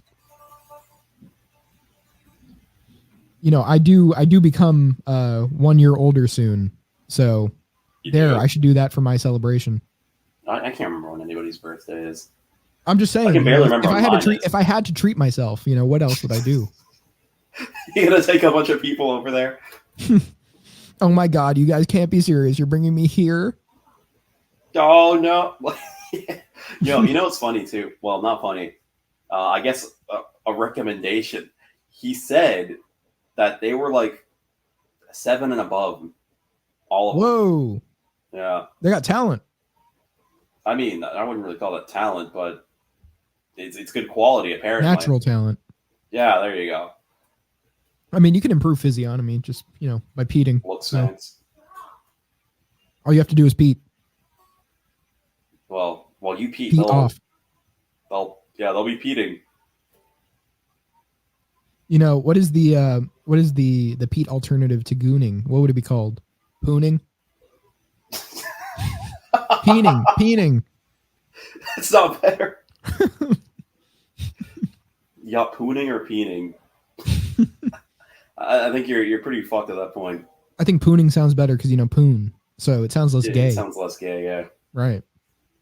There should be like a law of logic. Whenever there's a choice to not take the gay option, you should. Here's a story. Not really a story. This is gonna be another one of your like really long-winded jokes that ended up punchline that isn't really that funny. No. What I'm thinking here is of a conversation that we've had throughout the last few days with this one gentleman who believes that a woman, right, a woman wearing a plastic piece on her pelvic region and inserting it into you is not inherently homosexual. What are your thoughts on this, Gregory? I was actually gonna bring that up, but then I thought, nah, I don't want to drag the guy. But I mean, it is a really bad take. It is incredibly bad. It is a really bad take. Like, and even the one guy that we know who doesn't even really think about those kinds of things, he even agreed that, like, no, that's gay. Right. And what he doesn't seem to get is that literally, what you're doing here, you're simulating intercourse with another male. Like, it's like, he's like, well, but it's a woman, and you're thinking it's a woman, and you're getting enjoyment from the woman stimulating you in that region. But the problem is it's a woman who is using a pelvic adjuster, adjustment piece, I guess, enhancement piece, if you will, if you really see it that way, to have what is essentially is a penis, because that's how any other person would have it if they were male. And then uses that as a man would if he were to have intercourse with another man, and puts it into you that way. So how is that not gay sex? I mean, seriously. Like, you don't even have to really go that far. It could be literally anything. Any kind of desire to get stimulated in that area is incredibly gay. There's no way around it. His argument is that it's a natural desire. What? Because like men get his point is that men get stimulation from it, so it's fine. No. That's his argument. You can get stimulation from heroin. Well, he was saying it's like a stimulation having to do with a natural part of your body, because like there's already a spot there that reacts to that in that way. You can make the same argument for heroin still. I mean, yeah, it does. Interact with your receptors in your mind in a certain way. Or like any drug, really. So I mean, Jesus Christ. Like, think about it. Think about in like a tribal, maybe not even tribal, like some kind of primitive society where there's literally no need to make such a thing. And I mean, ideally, there really shouldn't be a reason to make such a thing. But assuming, to make the thing that goes in there? Yeah. Like artificially, as opposed to just having it, naturally. What? Being a man. Like having the organ as opposed to making like a fake version of the organ. Yeah. Yeah. So think about a society like that. What context would any man ever want that kind of sensation and not be gay? Right. The question should be, because if he's going to say, yeah, men find pleasure from that, how do you know? That's also a good question. How'd you find that out? Do you want to, like, I don't know if we're done with the logical disparaging of it, but you found like an article recently that kind of touched on that. Yeah, an article, not necessarily about the sort of insertion itself of that organ, but the mouth contact to the region in which somebody defecates from. And so essentially what's happening is that if anybody does that action to anybody with that in their if you put your mouth to somebody's behind, your chance of getting intestinal parasites is a lot higher than if you were to not do it. And so basically, there was this article about somebody writing, it's like, actually, let me just read the headline for you here. Let's just pull that up because we love these headlines out here like that. We love casting spells. Right. So basically, I've contracted my third gastrointestinal parasite from rimming, and I can't be the only gay man suffering. Is the name of this. Now let's open this article here. Let's see what we got. So yeah, this is some website called logotv.com. It says, I was 10 pounds lighter and my gastrointestinal microbiome would have to be completely rebuilt from scratch. Think you know everything about gay men's sexual health? Think you're in good hands with your gay doctor or LGBT health clinic? Think New York City Department of Health does a good job educating the gay community about how to stay healthy? You don't know shit. Fortunately for you, this is a story about shit. The fuck is a gay doctor? Gay doctor. I mean, it's probably a man that specializes in understanding, just an ass doctor. Well, no. Well, maybe, maybe a proctologist that really just likes homosexuals and says, well, so he is a homosexual. Here's what you have to do in order to have the sex without, increasing your odds of tearing and like STDs and like parasites, and if you have to go through all that, like, come on, why are you doing it?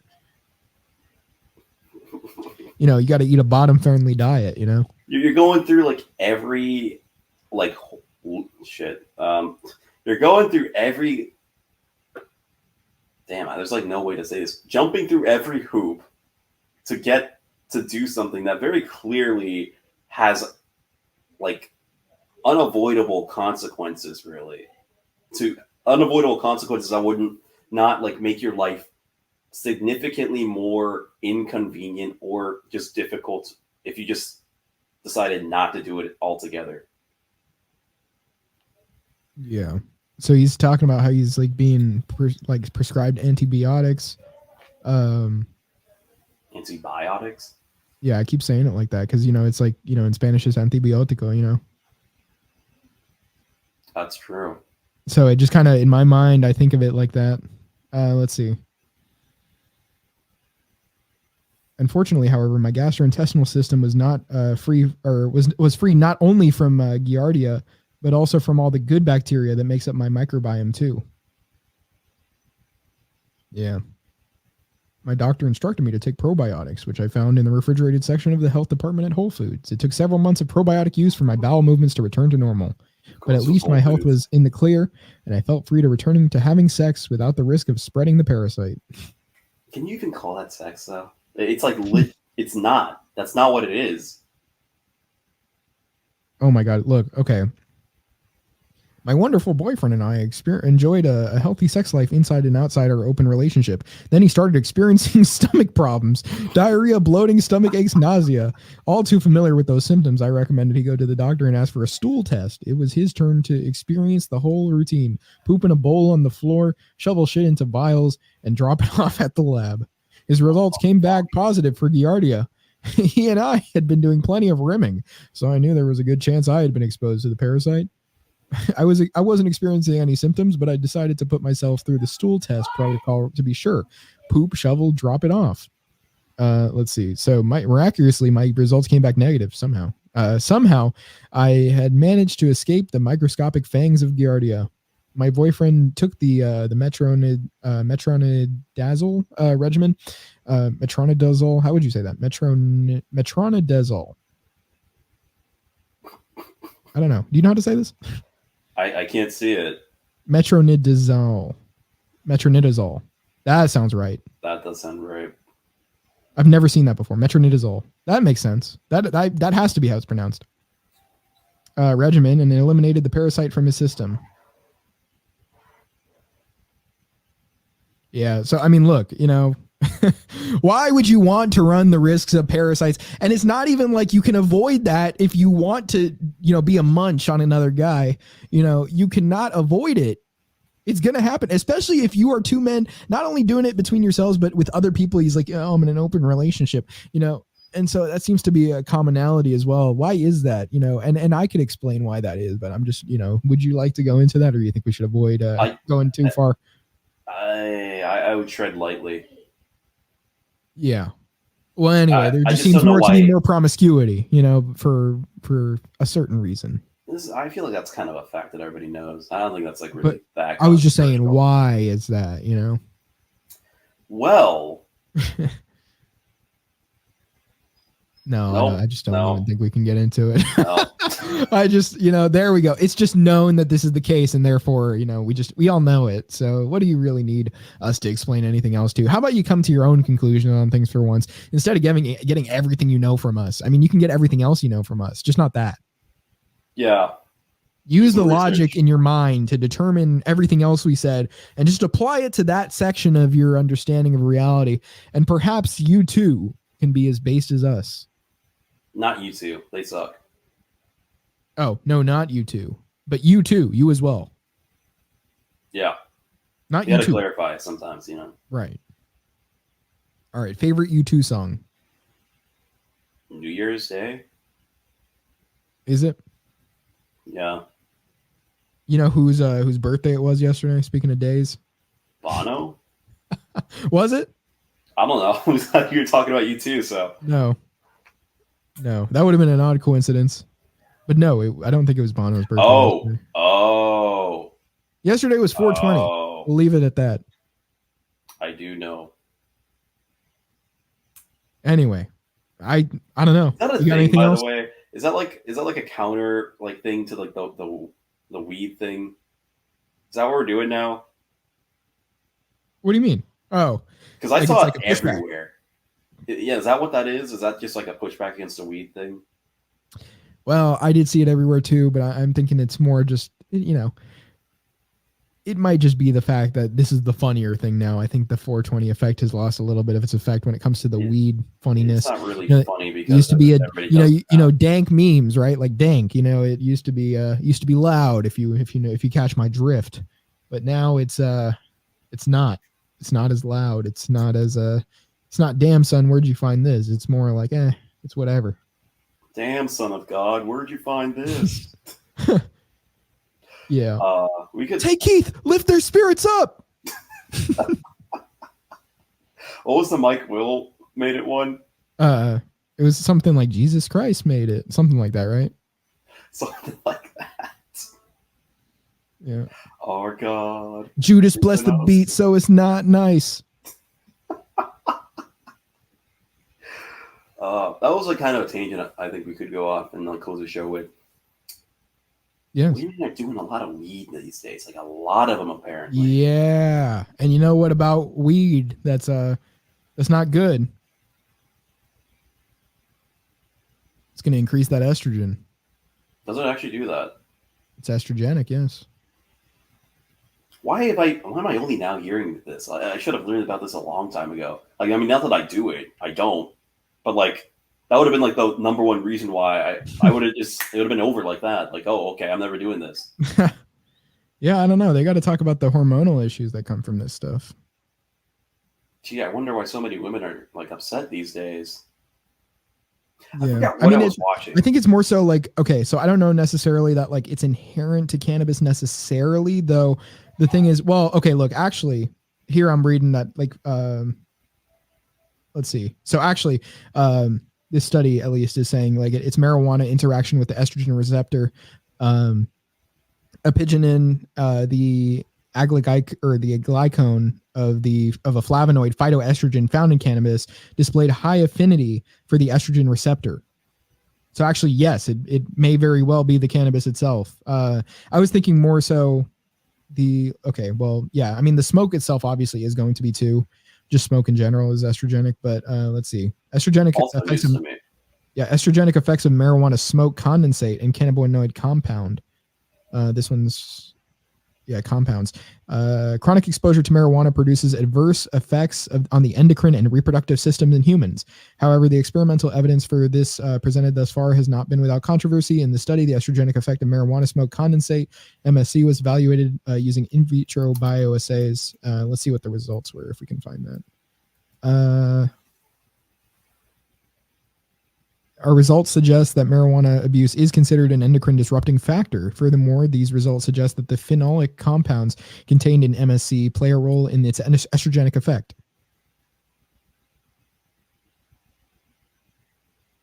So it is literally feminizing you. No, because as I've said before, and as it should be clear, estrogen itself isn't actually like inherently feminizing. So women that have estrogen at the right time in the cycle and all that, yes, it will play a role in that, but actually at the wrong time, it will be masculinizing. And if you're a man who like essentially like, you know, let's say like, cause this was at least studied on like, I believe it was rats, if I remember correctly, I can't remember the exact study, but they basically neutered them. And I don't know if they chemically castrated them or if they literally removed their gonads. But the thing is that they had found like when they were essentially impotent and didn't have their hormones working properly, when they gave them estrogen, it reintroduced the masculine effects to those rats, and they were actually feeling like, you know, having sexual intercourse again. So if anything, estrogen can be masculinizing, but it also presents just a lot of issues as far as like, let's say like prolactin, for example, will more so be produced when you have higher estrogen. You're going to have like a lot of other issues. Like, you know, cancer can be a thing if your estrogen's high, like seizures as well. I've mentioned before, because of the fact that high estrogen means you're retaining water, you're losing blood sodium. So it actually will play a role in that. It's going to be averse to the, well, not adverse, but it's going to be like essentially if you have high estrogen, you're having the higher stress hormone complex, and that essentially is playing against the thyroid hormone. It is suppressive of the thyroid hormone conversion. So you are suppressing your thyroid by doing it. You essentially are losing out, like if in this, like just, you know, regular exposure to it without necessarily like having this trial in which you're given it to see if it'll reintroduce the masculinizing effects, will actually play more of a role in turning you into a soy boy. But yeah, no, weed is just not good hormonally for you. I don't know if this is necessarily true of like, you know, edibles, like not that have cannabis. I just mean like the the Delta. I don't know if that necessarily is the same for that, though. I don't really like. I've tried those before, but I don't do them anymore. But really, I just think like, you know, it's best to avoid, you know, like mostly in general smoking. If you really have to smoke, like an occasional cigar is not going to really hurt you that much. But aside from that, really, you're just best off not doing it. Yeah, there's also a philosophical argument, but that would take a bit more time, I guess, to get into. Like against smoking? No, not smoking in general, but like just mind-altering substances. Oh yeah. Like there's like, you would have to be in a mindset where you would want to escape from reality in order to want to take that, which is, you're not really fixing the problem. You're just putting a Band-Aid on an issue and actually making it worse, really. It's like putting a Band-Aid with razors on. Well, now that we know weed is estrogenic, and it's going to be a problem even for women, now let's go back to the fact that women are smoking weed a lot more now. Yeah, it is like the most unattractive thing in the world, too. Well, most unattractive thing, I don't know about that. It's up there. It's up there. I mean, it makes you more unattractive by what it's doing to your body, but I don't think the weed itself is necessarily like the most unattractive thing. There are more unattractive things to do, which is like be a butch. That's true. I still think it's like top 5 though. Top 5. Like, because like a really attractive woman could have a habit of smoking weed, even though like that would obviously knock the attraction. I'm just saying in general, like, you know, she would be obviously like, you know, have more of her look still than some other women who don't even necessarily, like, let's say a poofinated woman, which a lot of them are. Is that the term now? Poofinated? I mean, I've heard that used, yeah, but essentially if you have excess PUFAs and to the point where, you know, it is causing you, I mean, pretty much any excess PUFAs are going to be presenting a problem, but yeah, you are poofinated, and that is the root of your problems.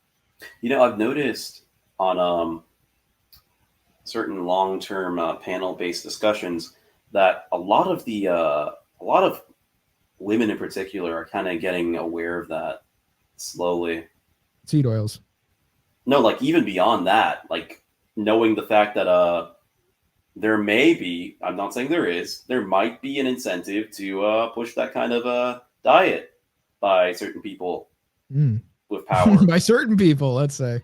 Yeah, that made Okay. it sound worse than it actually is. Hey, all I'm saying is the more that they think that, the better, you know? Yeah, that and like one of them even just said that they're animal based, like to only eat like grass fed beef and shit like that. Which is a shame though, because she was also an OnlyFans girl. But you know, Yeah. you take some, you lose some. Maybe add some carbs in and get some progesterone and maybe you'll be better. Maybe you can fix yourself. You know, Pete, real quick, I was looking into Pete's view on like homosexuality and all that. And he did say it's a result of hormone imbalances. He was talking about like, it could be the fact that like, it's like having to do in the gestational period, but also like pretty much just, I think he had something to say on like early life stressors playing a role in that. But basically he views it as like, he basically said like, well, I don't think it should be like made illegal or anything, but yeah, it's not, he doesn't view it as something that's a positive thing to do. So essentially his point of view is that like if you're in that sort of mind space or essentially in that psychological state, that there is something like an underlying cause of it, which is a problem from a hormonal perspective. Huh. What a base legend. He was gone too soon. He left us too soon, honestly. He really is like the other guy we know. Yeah.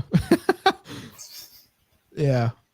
He really should have lived longer. You know, I mean, the thing is like, you know, obviously he did live an impressive amount of time, even for the, like for when he switched to the way of eating, because he did it like, I mean, some halfway through his life or something like that, after he had already experimented on himself with like, what was it? Like wheat bran or something like that. What was it? Wheat germ. Sorry. Wheat germ. So yeah, I mean, like, but even so, you look at his physiognomy, even in his old age, he's not like going completely bald or anything. Like, I mean, he kept up in good shape, like doing what he was doing. Like he knew exactly what to do. I'm gonna have to read more of that because the one thing I did read that you sent, because I don't like reading shit anymore. Because I just hate reading studies that are like 15 pages long. It's fucking annoying.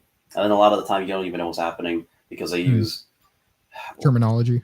Yeah, it's a fucking mess. When I don't get it, I leave it and then I read more about the topic itself and then I come back to it and actually get it more. There were some seed oil, like, or at least, there were some seed oil studies done that I was reading one of them and I'm like, I don't necessarily get this. So I actually didn't want to share it with somebody that I was talking to seed oils about, because I shared some of the other studies that I understood to say like, here's proof for why seed oils are bad. But there was one I knew that was proof for why seed oils are bad because Saladino had used it. But I'm like, I don't want to share it unless I understand it. So let me come back to it later. And so eventually I actually did read it again. I'm like, oh yeah, now that I've read more about like N6 and N3 and all that, like I actually do get what this is saying.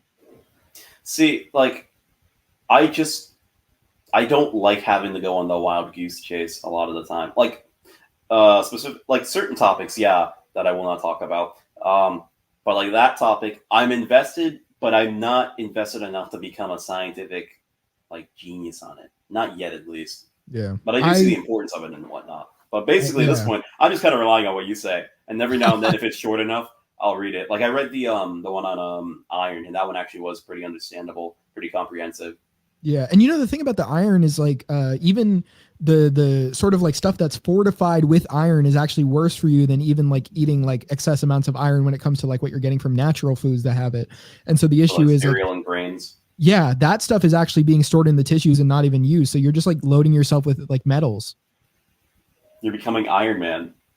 not a good thing. You're actually aging yourself a lot quicker by doing it. But yeah, I mean, like similar to how PUFAs like are accelerating the your aging. I mean, heavy metals and other endocrine disruptors are doing the same because they're causing that sort of dysfunction in the body, and even at a cellular level, depending on what it is. But like, yeah, it really is an issue.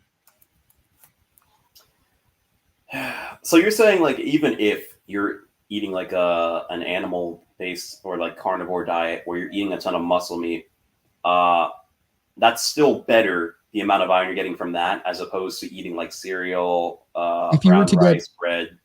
If you were to get anywhere near a similar amount of iron, like yes, it's going to be inherently better. Even if you were to get more iron, like somewhat more iron from it, though, you wouldn't want to increase the iron absorption. You'd probably want to find ways to inhibit it, which would be obviously like eating some beef liver. I mean, for the copper content, though, I mean, you'd want to get like probably more outside of that just for the sake of like, you know, because I'm pretty sure that's already regulating the iron in the liver, but you'd probably want some like copper and vitamin A, which vitamin A is actually helping the copper basically turn the iron into something which will leave the body. And so the point being is like, yes, you are better eating the natural iron because that's not going to be as likely to, stay in your tissues the same way. But even so, drink milk with your meat unless you're, of a certain persuasion. That is like the worst possible dietary restriction. Yeah, don't drink orange juice with your meat generally. You don't want to do that. And I think it might be an issue of the citric acid specifically. I don't know if there's really much else that presents an issue with that. And then, yeah, well, okay. Right. I was just going to say that I forgot what it was exactly. I guess I was just going to talk some more about the accelerated aging. Yeah, I kind of lost a little bit of where I was going on that. The iron. Oh yeah. So the thing is, even on the animal-based diet in general, like what you'd want to watch out for, obviously, is the amino acid profile of the muscle meat itself. You'd want more gelatinous meats or to eat gelatin itself to basically balance out the methionine, the tryptophan, and the cysteine, which actually are also, like Pete said, they were thyroid inhibiting. So if you eat like a ribeye, which is pretty fat based, would that be like getting there? Well, you mainly want like connective tissue if you're getting like the gelatin. Say again. You want mainly the connective tissue if you're getting the gelatin, or like even the collagen. And so, I mean, ground beef is a really good option. That's what I was going to ask next, because I mean, I almost exclusively eat ground beef at this point. Steak is really more of a treat type thing. Yeah, and I mean, really, you don't want to be getting a lot of filet mignon. Like, I do rarely eat some, but I'll like make sure I supplement gelatin the same day that I'm eating that.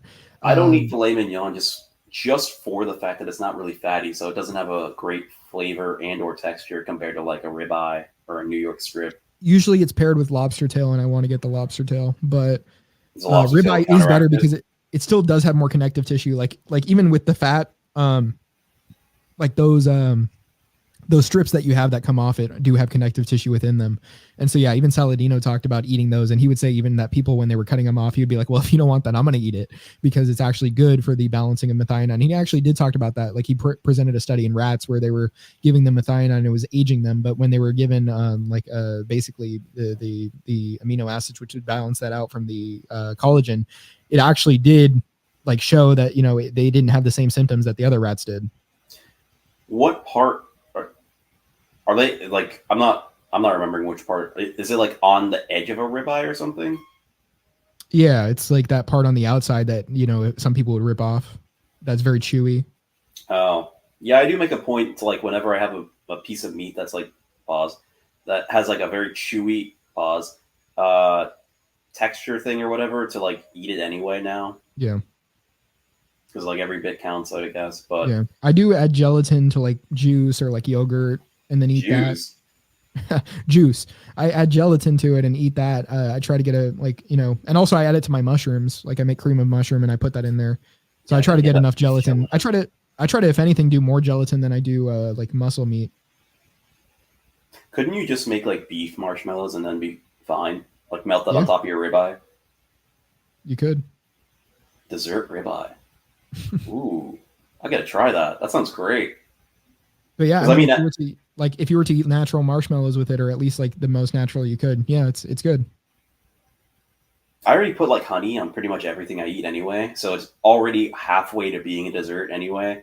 So marshmallows on top, I love maple syrup though. I think it was apparently like there's an easy way of overloading on manganese by doing that.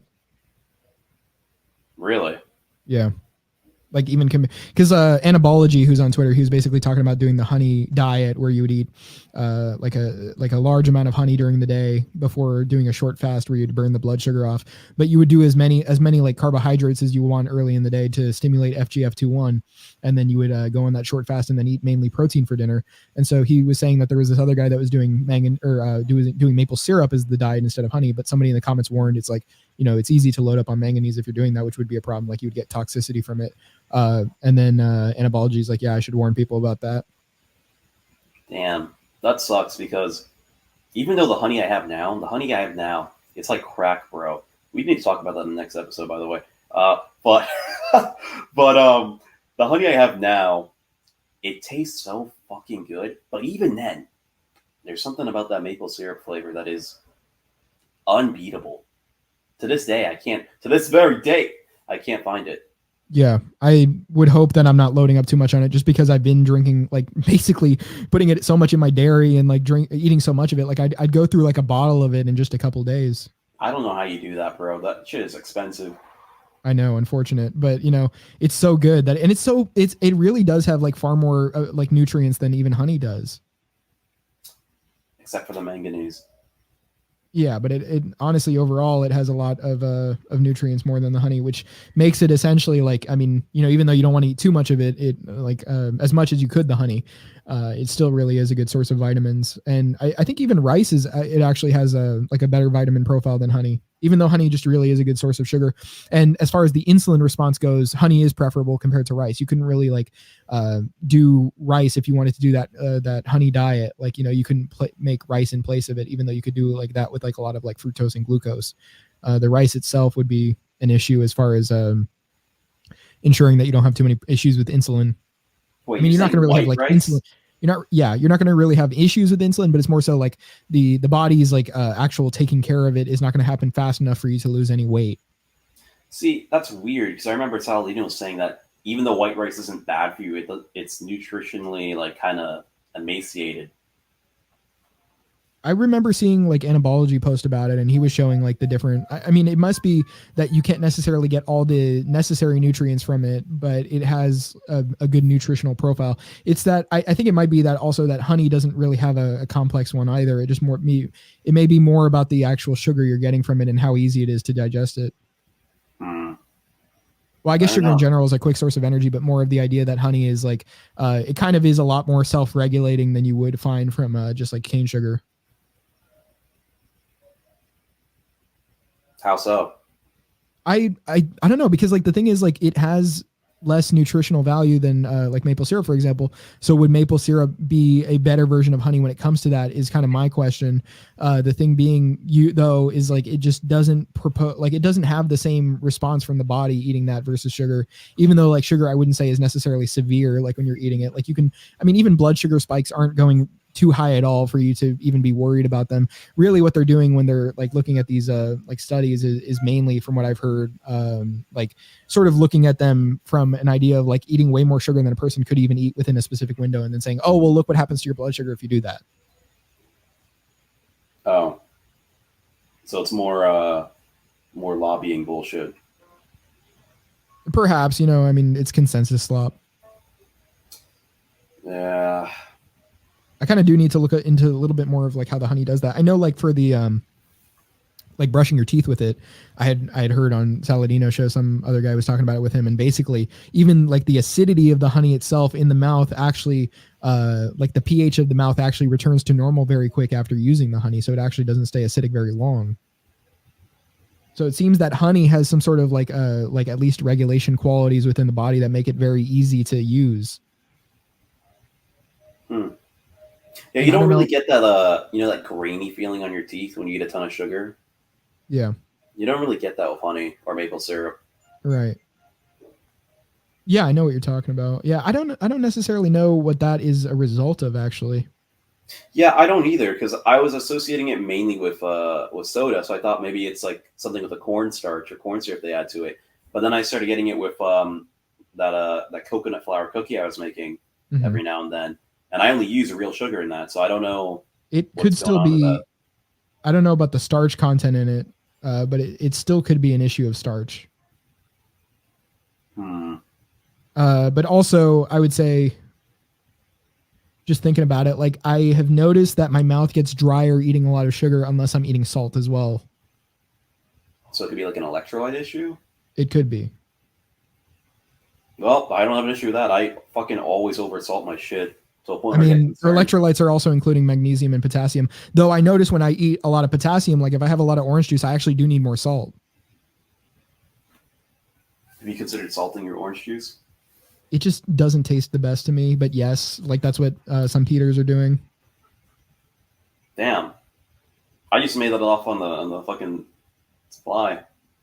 Yeah. I'm a god. having having learned like the reactions in my body to it, it's like, you know, I didn't used to have the thing of like noticing I need more salt when I'm drinking orange juice, but now that I drink so much of it, I guess that is what it's presenting to me. Though I really love, like, I mean, honestly, you know, there's a huge difference between even the one that I'm able to find now, which I'm drinking like the Good and Gather one that's not from concentrate, but even so, like fresh squeezed orange juice is just on another level. And what I'm doing now is I bought a bunch of limes. I think I'm going to start squeezing them into some sparkling water that I have. I have like sparkling water in glass bottles. Oh, you know what I used to do when I was still going to the gym regularly, or you know, like every day of the week? What I would do as a recovery snack, I guess you could call it, is I'd cut up a lime in half, and I'd eat half of the lime, but I'd eat it with like a tablespoon of sugar. It goes down really nice. That's really nice. That's good. The only issue is I'm worried about the acidity with the teeth, but I drink a lot of milk, so it's probably fine. Yeah, I've noticed that like honey and salt together makes it very easy to consume salt.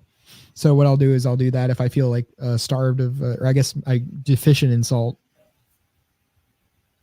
Which it seems feel like? To feel deficient in salt. Usually I just notice it because I have a drier tongue. And so that usually means that I need more sodium.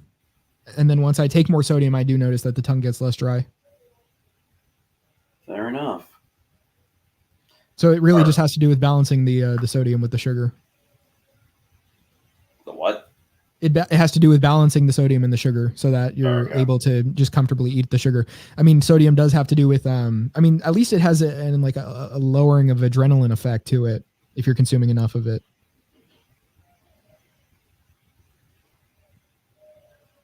So it's keeping yourself from being in a stressful state, like both sugar and salt. And also I saw somebody recommend like basically sugar and salt as sort of a way of like, you know, simulating the effect in the body, not necessarily like exactly of caffeine, but essentially giving energy to you to the point where you'd feel like better than if you were to be on caffeine.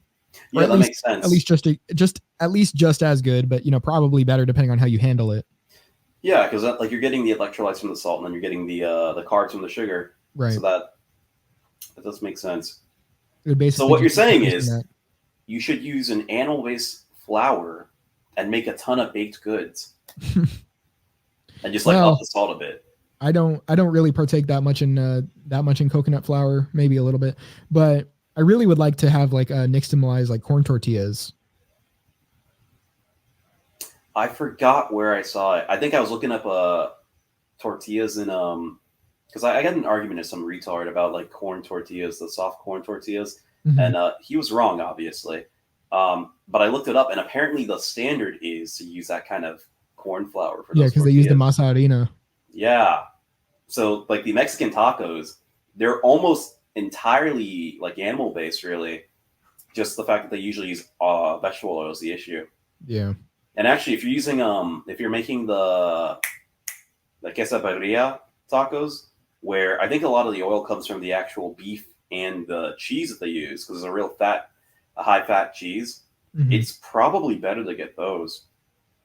You know, I had tried making a like sort of mock tortilla out of cheese, but the cheese was so fatty that it had just like melted in the cast iron, and the cast iron just became full of oil. Yeah, it seems like it has to be a carb. Yeah. I'm so glad I'm not using almond flour anymore. That shit sucked ass. Yeah. I assume it didn't even taste good. I mean, I kind of waved it away because I was getting way more protein. I would use it like when I had dinner and I felt like I didn't eat enough protein. I would just make like something with almond flour. But then I found out that it was like really fatty and not the good fat. So yeah, although I was using a lot of butter, so that probably got rid of a lot of the issues with it. But yeah, at least competing with the PUFAs. Yeah. Yeah. I mean, you could use, I know, mangoes at least is a natural source of vitamin E. Same with, I believe it's the jackfruit. You know what? Maybe that's the standard. I got to go to a place where mangoes are readily available and cheap, which I mean, they kind of are here, but like more cheap and more readily available. Yeah, but I mean, vitamin E, like the thing is with vitamin E is that even like PUFAs are essentially using vitamin E to metabolize as well as blocking vitamin E absorption in the gut. So basically, like your best bet is to increase vitamin E like to a greater extent than you would probably even get from necessarily just some mangoes. So I would say supplementation would, be rationally justified, especially if you are getting like a lot of PUFAs in the diet. Which you would have to be unless you're making literally everything you eat at home. Right. But yeah, if you're to try and compete with the PUFAs, at least, eat coconut oil, or mainly coconut oil, maybe some sort of other saturated fat, but coconut oil is your best bet, and eat like a substantial amount of it with to increase the ratio between that and the polyunsaturated fats, and then use vitamin E to metabolize the PUFAs. I like how started with a trip to a massage. It's a massage parlor, and now we spent like the last 30 minutes nerding out about nutrition. We have to. That's what the viewers want. That's true. I mean, honestly, they need to know anyway. It's like, this is your vegetables, not actual vegetables. Don't eat those. But like, this is your vegetables. You got to eat this. Maybe we should clip out like these specific parts where we're talking about a certain topic within health. And if it's like a really good one, we could do like the clips, because, like Ray Pete had those interviews where he would somebody was putting up like a Ray Pete archive of all his clips where they were just taking specific like little 1 to 2 minute clips saying like, the dangers of like excess beta carotene or something like in sweet potatoes. And so basically they put up like an interview where he's talking about it and just put that up as like a minute long clip. We could do that. That could probably get us some attention. That works. We are the real red pill here.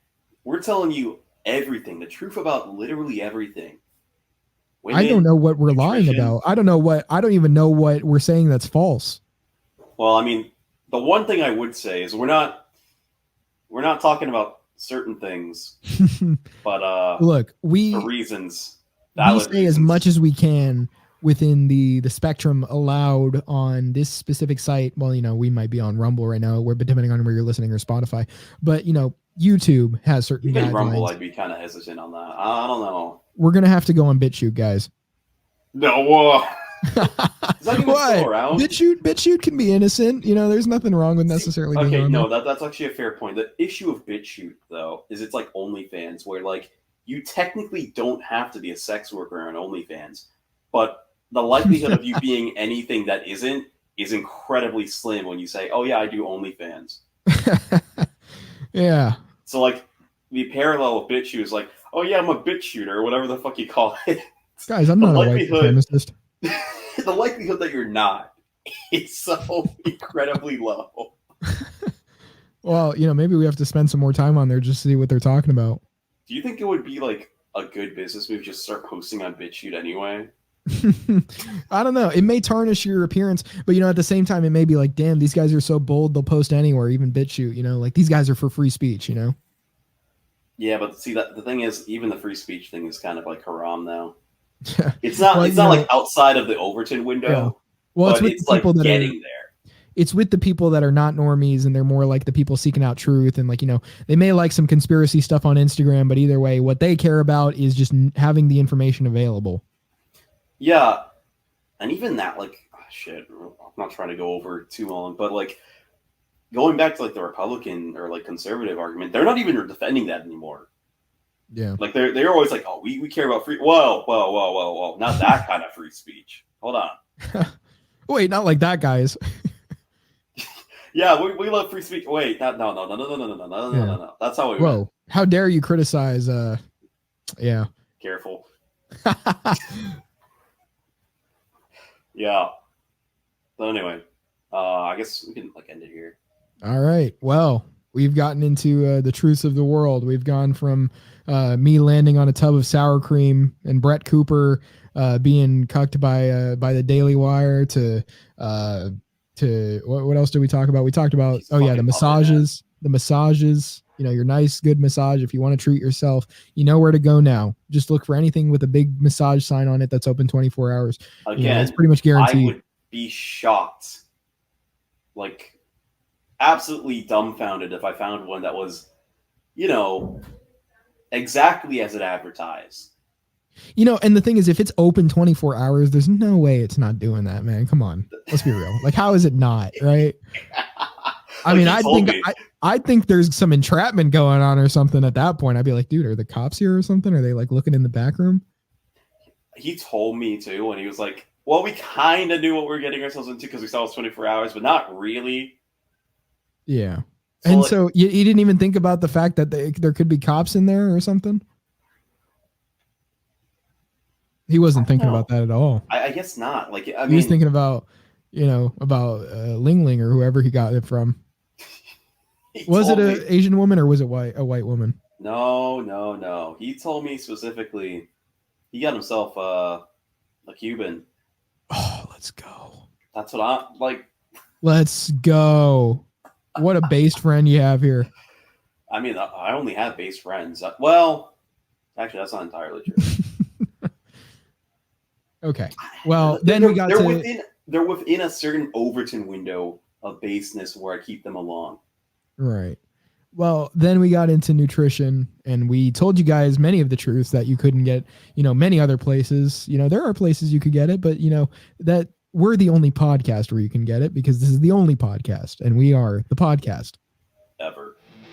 The podcast ever.